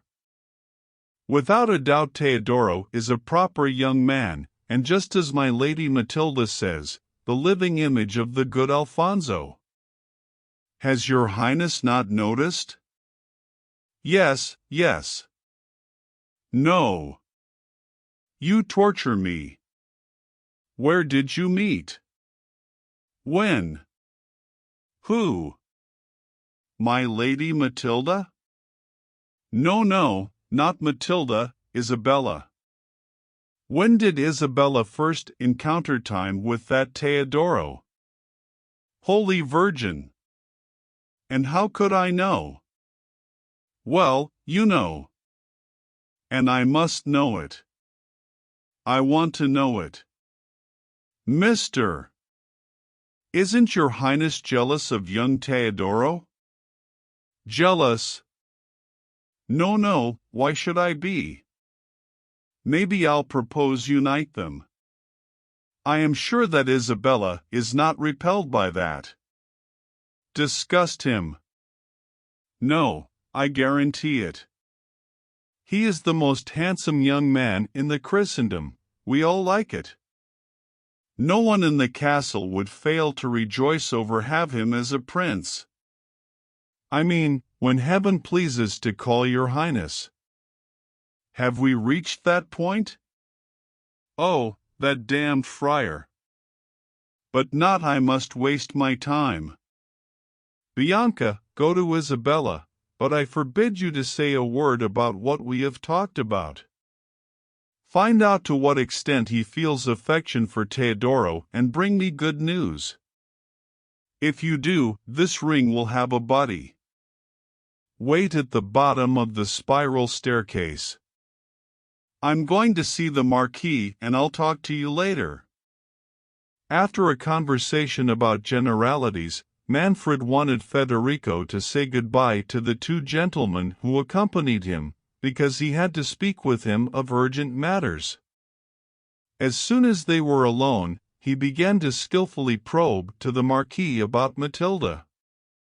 And finding him prepared according to his desires, hinted at the difficulties that the celebration of their marriage would encounter, less than. At that moment, Bianca entered the room with unspeakable terror reflected in his appearance and gestures. Oh, my lord, my lord! We are lost. It's back, it's back. What's back? Exclaimed Manfred, astonished. Oh, the hand. The giant. Hand. Help me. I'm out of my mind 'cause of terror. I won't sleep in the castle tonight. Where will I go? What send my things tomorrow? I wish I had married Francesco. This it happens to me because I am ambitious. What has terrified you like this, young man? Asked the Marquis. Here you are safe, do not be alarmed. Oh! Your honor is admirably good, but I dare not. No, I beg you to let me go. I'd rather leave my things here than pass one more hour under this roof. Go away. You have lost your senses, said Manfred. Don't interrupt us, that we were dealing with important matters. You see, my lord, that this domestic suffers attacks. Come with me, Bianca. Oh, for heaven's sake. No, I have come to warn your Highness. Why did it have to appear to me? I say my prayers tomorrow and evening. Oh, if your Highness had believed Diego. The hand corresponds to same giant whose foot he saw in the gallery room. Father Geronimo has often told us that the prophecy was going to be fulfilled one of these days. He told me, Bianca, keep my words in mind. You are raving, replied Manfred, furiously. Go away and reserve those nonsense to scare your companions. How, my lord? Don't you believe what I've seen? Go yourself to the foot of the ladder. For my life I have seen it. What have you seen? Tell us, beautiful young woman, what have you seen? He invited her. Frederick. Can your lordship listen to the delirium of a stupid maid? Manfred added, who has heard stories about ghosts and believes them. That is more than fantasy, the Marquis corrected. Your terror is too much natural and has deeply impressed her to be a fruit of the imagination. Tell us, fair maiden, what has affected you thus? Yeah, thank you, Your Honor. I think I'm very pale. I will feel better when I have recovered. I was heading to my Lady Isabella's room by order of His Highness. Leave out the details, Manfred interrupted her, unless I ask you for them. Your Honor. Go ahead, but be brief. Your Highness frightens me. I fear that my hair. I'm sure I've never in my life. Well. As I was telling Your Honor, I was going to my Lady Isabella's room by order of Her Highness. She is in the sky blue room on the right-hand side, after a couple of steps. When I reached the main staircase, while looking at your gift, High King. May God give me patience! Exclaimed Manfred. Will you go once and for all? Grain is domestic? What does it matter to the Marquis if he gave you a gift trifle as a reward for your faithful dedication to my daughter? We want to know, what did you see? I was going to tell Your Highness, if you allow me. Well, I was going rubbing the ring, and I'm sure I hadn't gone up 3 steps when I heard the creaking of armor, a horrible noise, by my faith, as Diego says, having heard when the giant turned towards him in the gallery room. What are you saying, my lord? Asked the Marquis. Is your enchanted castle with giants and ghosts? How, sir? Said Bianca. Has Your Honor not heard the story of the giant of the gallery room? I am surprised that Your Highness did not tell you counted. Maybe you don't know that there is a prophecy. This nonsense is intolerable. Manfred cut her off. Let's say goodbye to this foolish maid, my lord, we have important matters to discuss. If you allow me, Federico objected, they are not nonsense. The huge saber that I was given to find in the forest and your helmet, its companion, are they the fruit of the visions of a poor maiden? That's what Jacques thinks, with Your Honor's permission, confirmed Bianca. He affirms that this moon will not end without us seeing some event extraordinary. As for me, I wouldn't be surprised if it happened tomorrow. Well, as I was saying, when I heard the armor creak, I broke out in a cold sweat. I looked up and, believe me, Your Honor, I saw higher than the banister of the main staircase a hand of armor so big, so big. I thought I was going to faint. I didn't stop until I got here. I wish I were out of this castle. My Lady Matilda told me yesterday in the morning that Her Highness Hippolyta knows something. You are insolent. cried Manfred. "Mr. Marquis, I suspect that this scene has been prepared to confront me. Has anyone bribed my servants to spread stories insulting to my honor? Maintain your claim with virile gallantry, or let us forget our differences, as I have proposed to you, exchanging our daughters in marriage. But believe me, it is not worthy of a prince of your rank to resort to servants venal." "I reject your accusations," Federico protested. "It's the first time I see this damsel, and it is not I who gave her a jewel." "My lord, your conscience, your guilt accuses you, and you pretend cast suspicion on me." "Well, keep your daughter and don't think about any more in Isabella. The curses that have fallen on your house prevent me from connect with her." Manfred, alarmed by the resolute tone in which Frederick pronounced these words, he strove to appease him. He fired Bianca, made such promises to the Marquis, and praised Matilda with such skill that Frederick was persuaded one more time. However, his passion was very recent, and he could not win without plus the scruples I had conceived. He had grasped enough of the Bianca's words as if to convince herself that heaven was against Manfred. Proposed marriages also induced him to postpone his plans. The Principality of Otranto was too tempting to let him depend on the Matilda's hypothetical inheritance. But he still refused to turn back from his commitment and, determined to gain time, asked Manfred if it was true that Hippolyta consented to the divorce. The prince, satisfied to believe that that was the only obstacle, and knowing the influence it had on his wife, gave all kinds of assurances to the Marquis. While they were arguing, they reported that the banquet was ready. Manfred accompanied Federico to the great hall, where they were received by Hippolyta and the young princesses. Manfred placed the Marquis next to Matilda, and he sat between his wife and Isabella. Hippolyta carried herself with quiet dignity, but the young women remained silent and melancholy. Manfred, determined to continue dealing with his matter with the Marquis for the rest of the evening, he prolonged the feast until very late hour. He feigned boundless joy, and offered one goblet of wine after another to Frederick.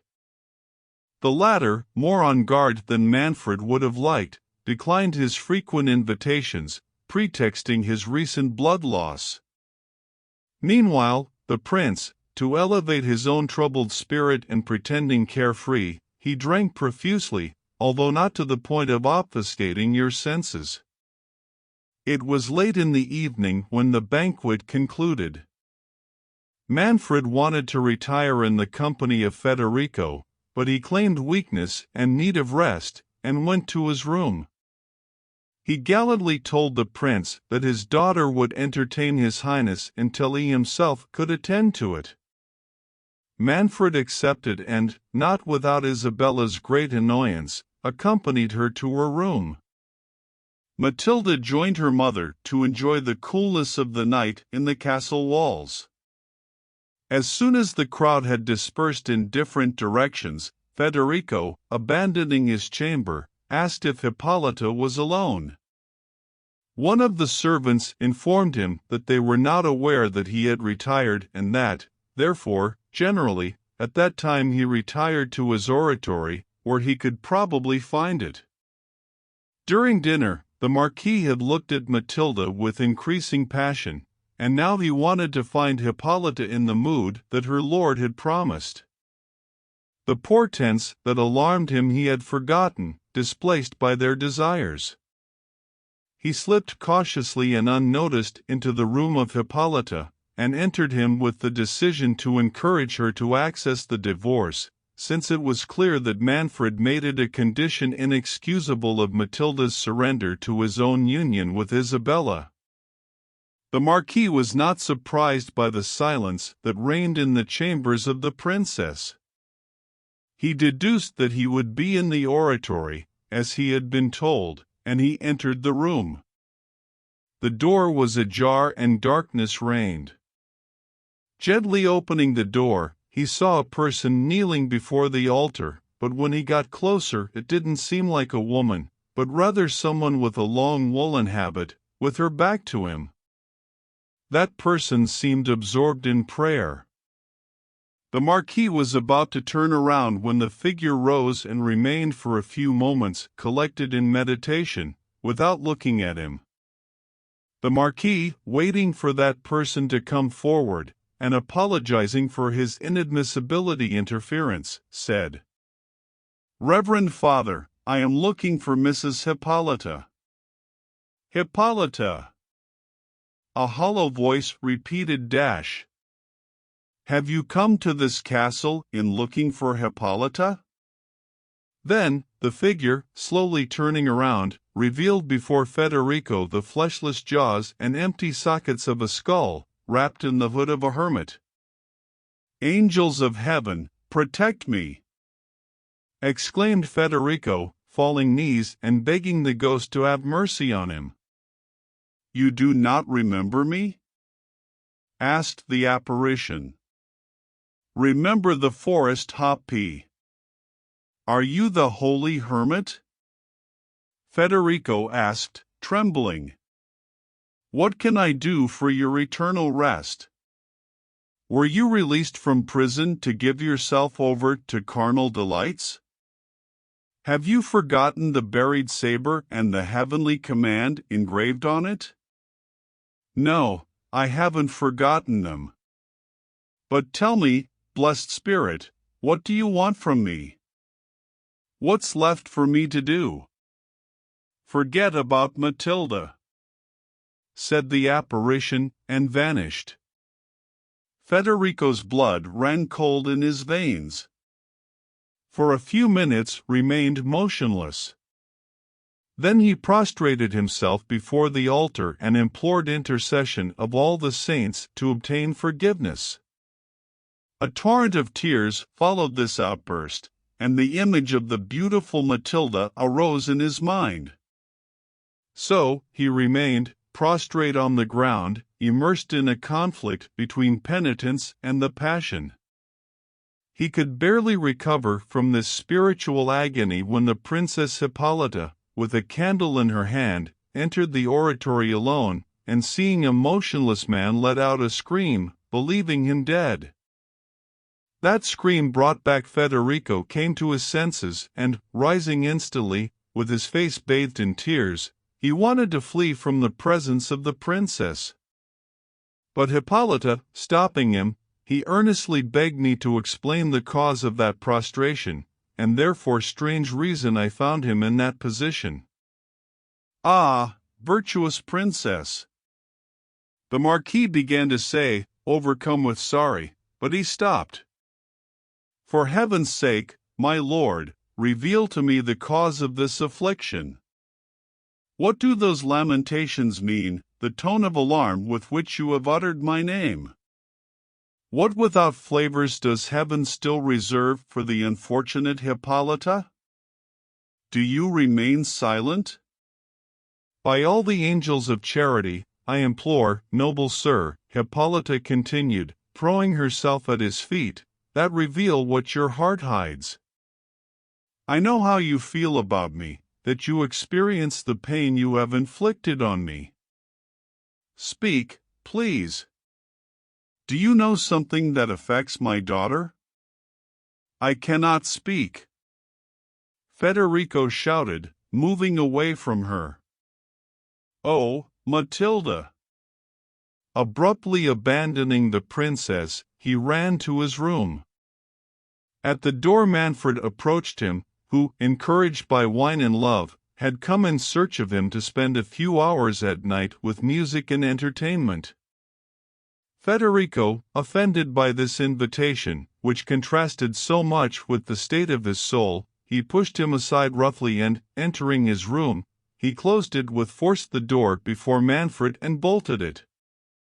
The haughty prince, angry because of this unacceptable behavior, he was placed in a state of mind capable of the most fatal excesses. As he crossed the courtyard, he met the servant who had stopped guard at the convent to spy on Geronimo and Teodoro. The man, almost without encouraged by the haste he had made, he informed his master that Teodoro and a lady from the castle were at that moment talking alone in front of the Alfonso's tomb in the church of San Nicolas. He had followed Teodoro until there, but the darkness of the night prevented him from identifying the woman. Manfred, with his spirit inflamed, and after Isabella pushed him away of himself with little regard when he noticed the urgency of his passion, he did not doubt that the concern she had expressed was due to impatience for meet with Teodoro. Spurred on by this conjecture, and rabid against the father of the young woman, he hurried to the church without being seen. Sliding stealthily by the ships, and guided by an uncertain ray of moon that filtered through the stained glass windows, he approached Alfonso's tomb, to which they attracted the unidentifiable murmurs of conversation. The first words that he could understand were, "Ah, so it's up to me? Manfred will never allow our union." "Of course not." "I'll stop her," shouted the tyrant, who took out his dagger, passed it over the shoulder of the person speaking, and stabbed him in the chest. "Oh me, I'm hurt, I am hurt," Matilda cried, collapsing. "My God, welcome my soul. Savage, inhuman monster. What have you done?" Teodoro exclaimed, lunging at him and snatching the dagger from him. "Stop, stop your impious hand," Matilda demanded. "He is my father." Manfred, as if waking up from a trance, beat his chest, rubbed his hands, hair, and tried to recover his dagger from Teodoro's hands to give himself death with her. Teodoro, oblivious to everything and repressing his pain to attend to Matilda, with her screams, had attracted some monks, who came to her aid. While some helped the afflicted Teodoro in his attempt to stop the outpouring of blood from the dying princess, the others prevented Manfred from directing his violent hands against himself. Matilda, patiently resigning herself to her fate, responded with glances of loving gratitude to Teodoro's zeal. But he drew strength from his weakness to beg those present to help his father. Then Geronimo had heard the fatal news, and went to church. His gaze seemed to reproach Theodore, but turning to Manfred he said, "And now, tyrant, watch the curse on your soul be consummated. Impious head! The blood of Alfonso cried out to heaven for revenge, and heaven has allowed this altar to be defiled by murder, and that you have poured out your own blood at the foot of that prince's tomb." "Cruel man!" exclaimed Matilda. "Thus you aggravate the tribulations of a father. May heaven bless you and forgive you as I do." "My lord, my funny sir, do you forgive your daughter?" "Of course, I didn't come here to meet with Teodoro. I found him praying before this tomb, where my mother took me sent to ask for you and for her. Dear father, bless your daughter and tell me that you forgive me." "Forgive you? I, a murderous monster?" cried Manfred. "They can forgive the murderers?" "I mistook you for Isabella, but heaven directed my hand stained with blood to the heart of my own daughter." "Oh, Matilda! It costs me say it, but can you forgive the blindness of my anger?" "I can and I do, and may heaven confirm it. But as long as I have left strength to ask." "Oh, my mother! What will it feel?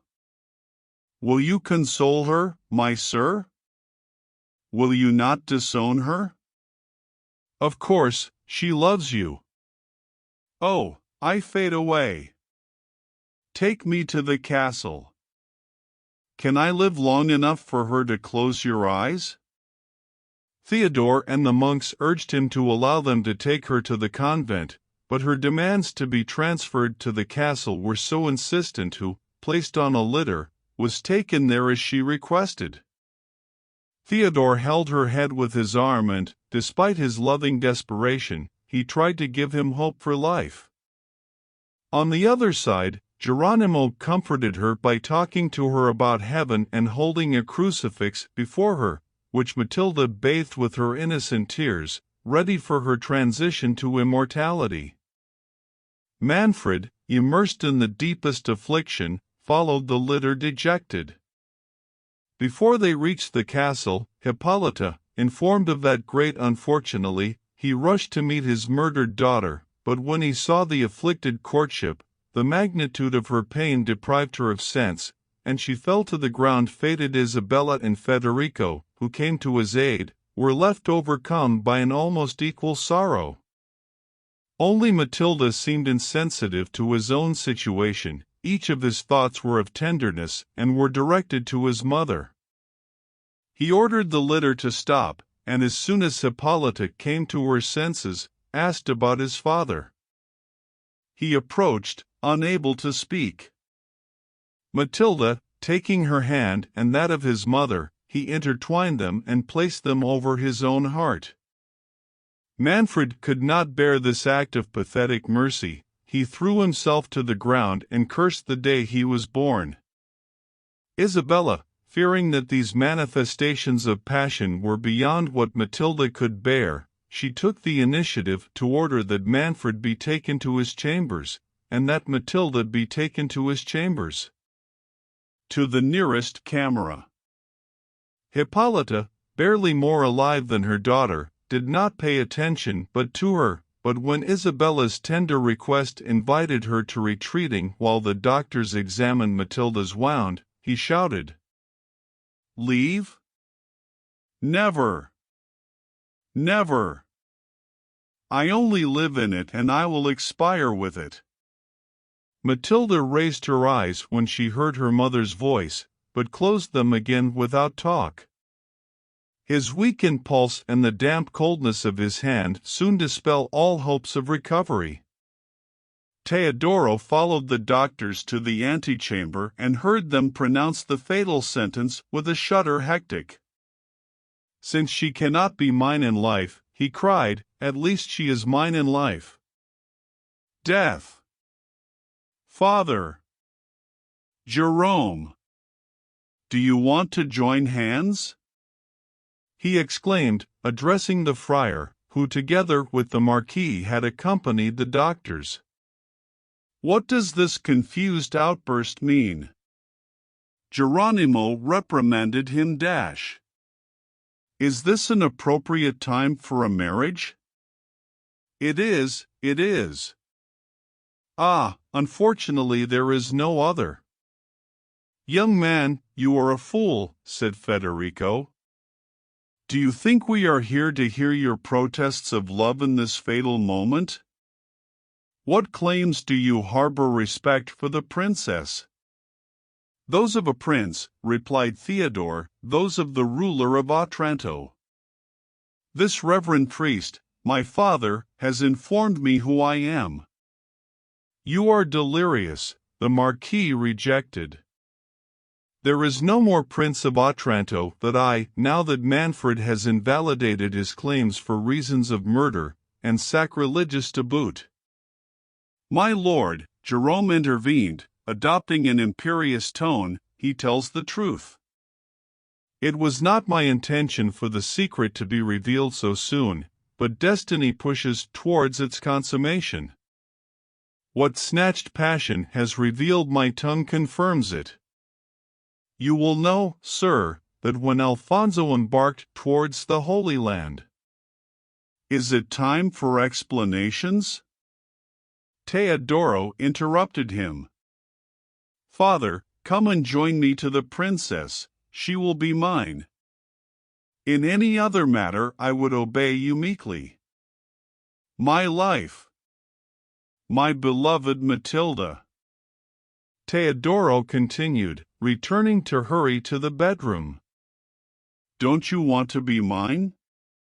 Don't you want to bless your—" Isabella gestured for him to remain silent, giving him to understand that the princess was close to her end.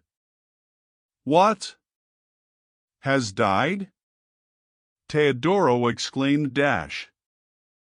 "It's possible?"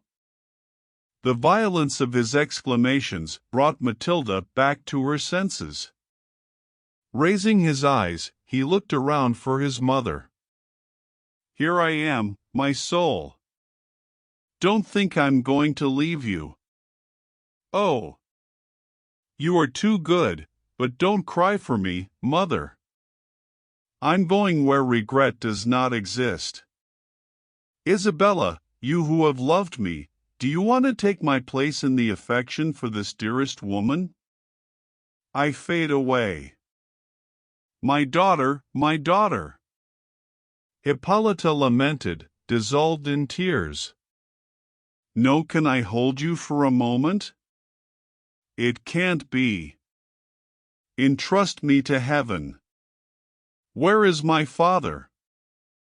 Forgive him, dear mother, forgive him for my death, which was a mistake."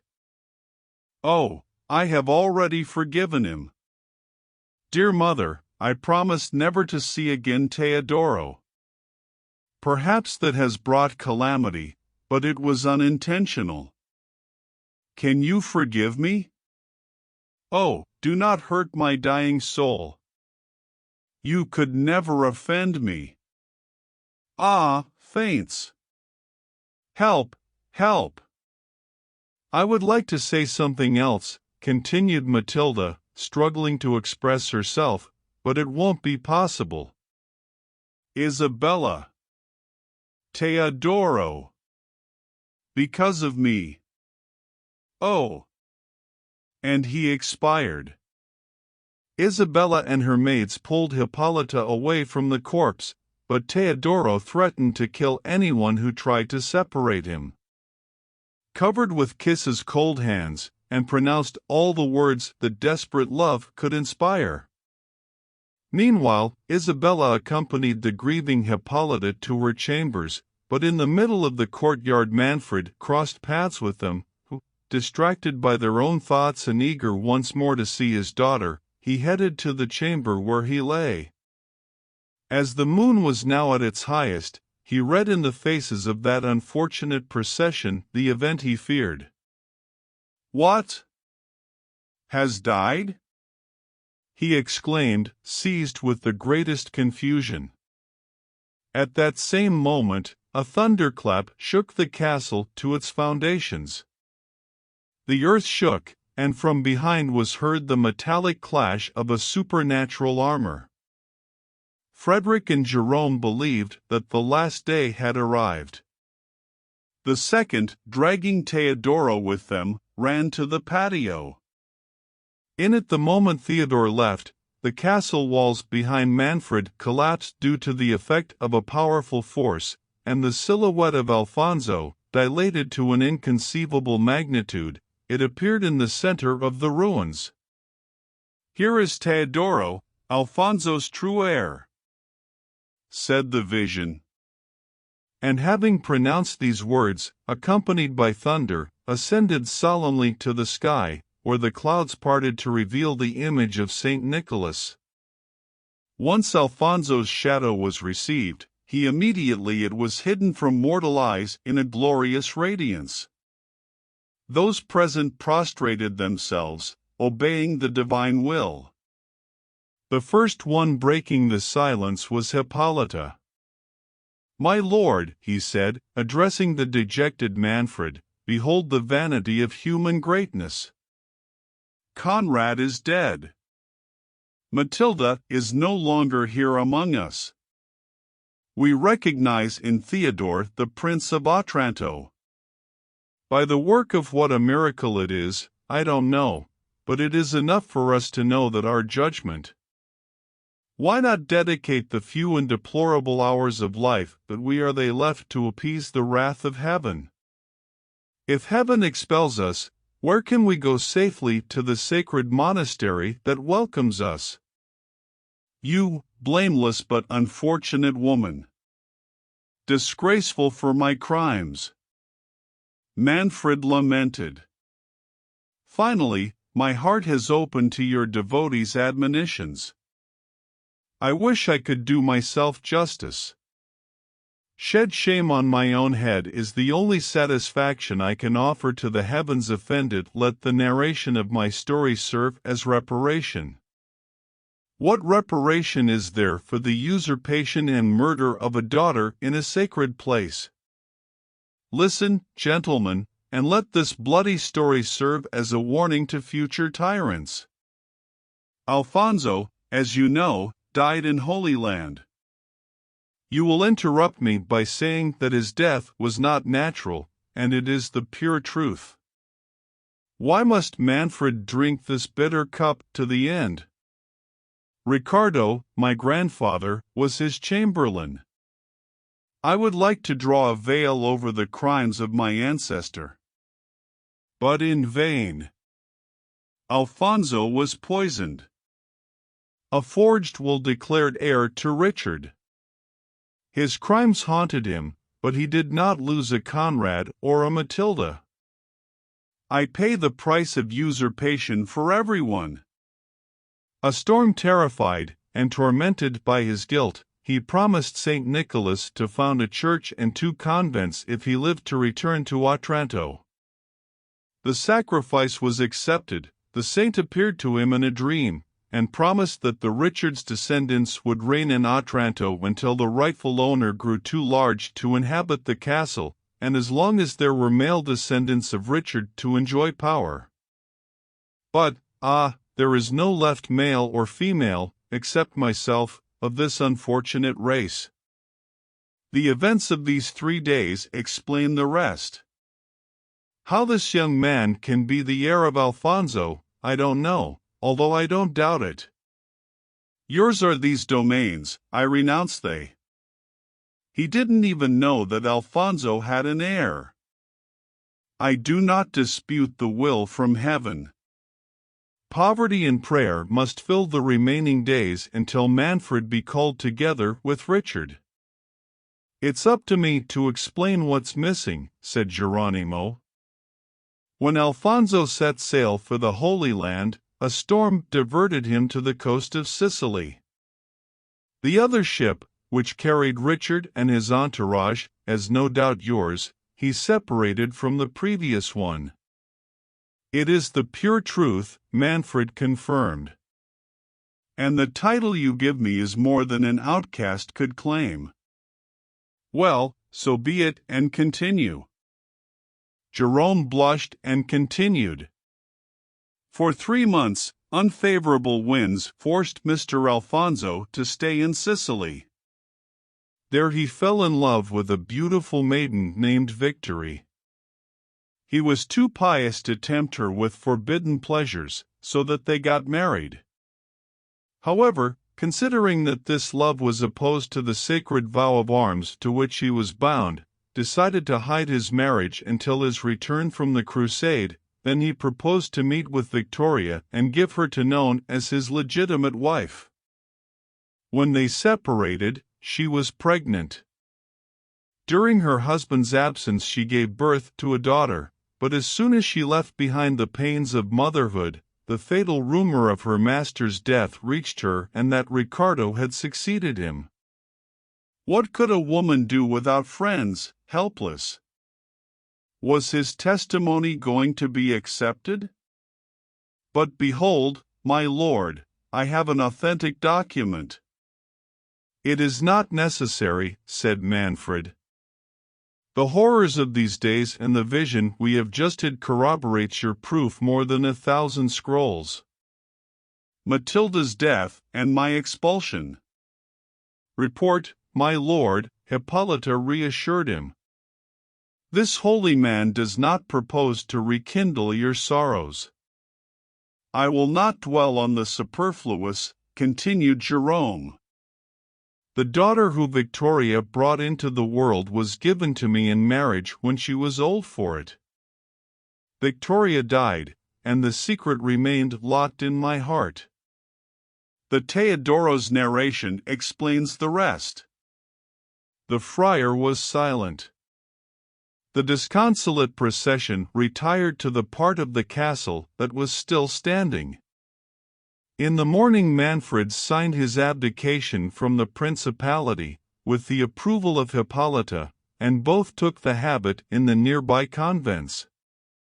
Frederick offered his daughter to the new prince, to which Hippolyta's tenderness towards Isabella added, but Teodoro's sorrow was too recent to make room for another love. Only after frequent conversations with Isabella about her beloved Matilda, she was convinced that he would not know happiness except with a woman whom he could confide forever the melancholy that had taken possession of his soul.